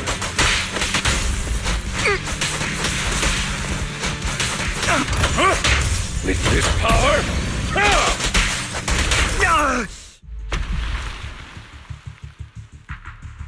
all right, you got me. But too bad. I have my own methods. What are you doing? Well then, make your choice. The sacrifice core, or your precious Faithin. I know you took it. Don't forget, I'm the one who taught you that. Okay, the core is yours. Just leave Lord Faithin alone. What a shame. Did you really think I'd keep my promise? That's right. This is the real me. What's the matter? Thinking of killing me? Didn't you say all life is precious? Drop your foolish facade. I knew it. You... He has inherited the seed of evil. Do not let it take root. When the time comes, you must be the one.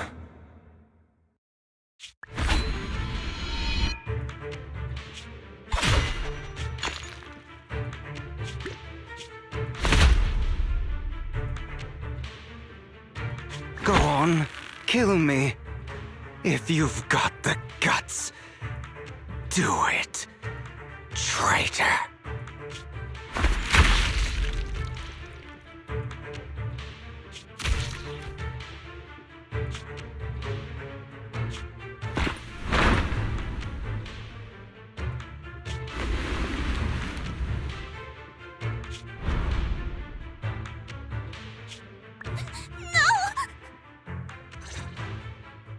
Master Proxy, are you okay?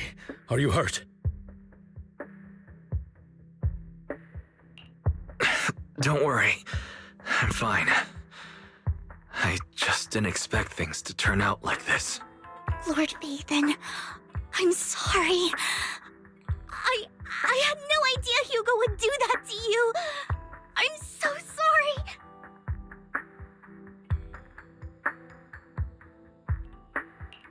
Judging from how we've interacted before, Hugo didn't seem like the reckless type.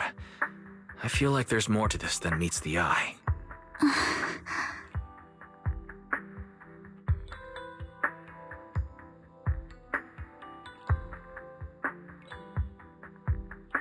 Hugo, he... That's a hollow down there. If you need, I can arrange for someone to go in and search for his body. That isn't necessary. To be frank, I thought you'd hate him for his betrayal, Miss Vivian. I do hate that he's keeping things from me, but all these years, Hugo's been like family to me. I believe he's still with us.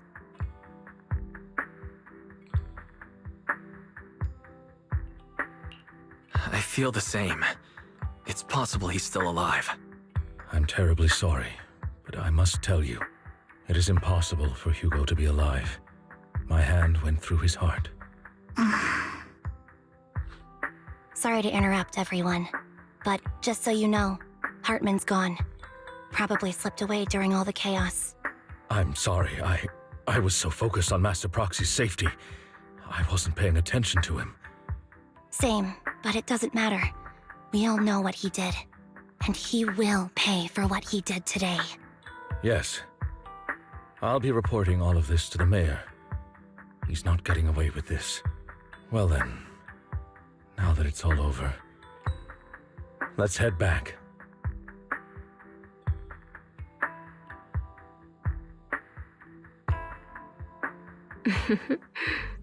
Another obstacle out of the way.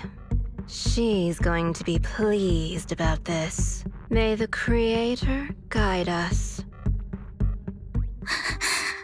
Fear, suffering, despair, and destruction. That's the future I see. Lord Vathan.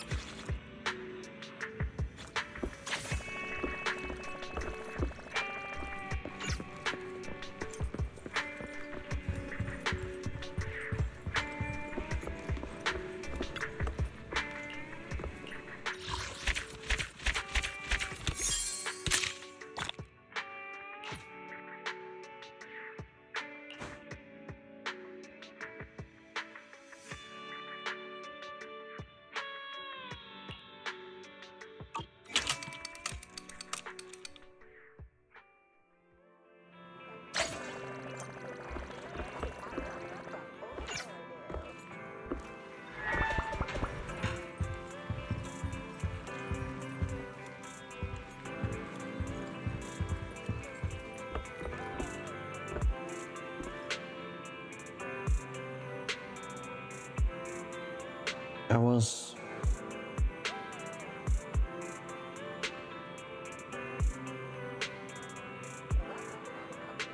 Eh?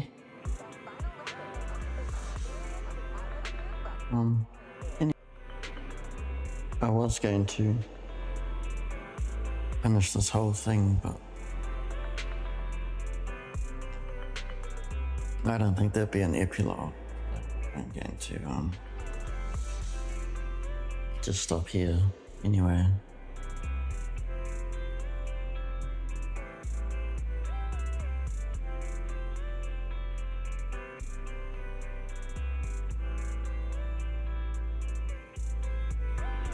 Yeah, almost up to season 2.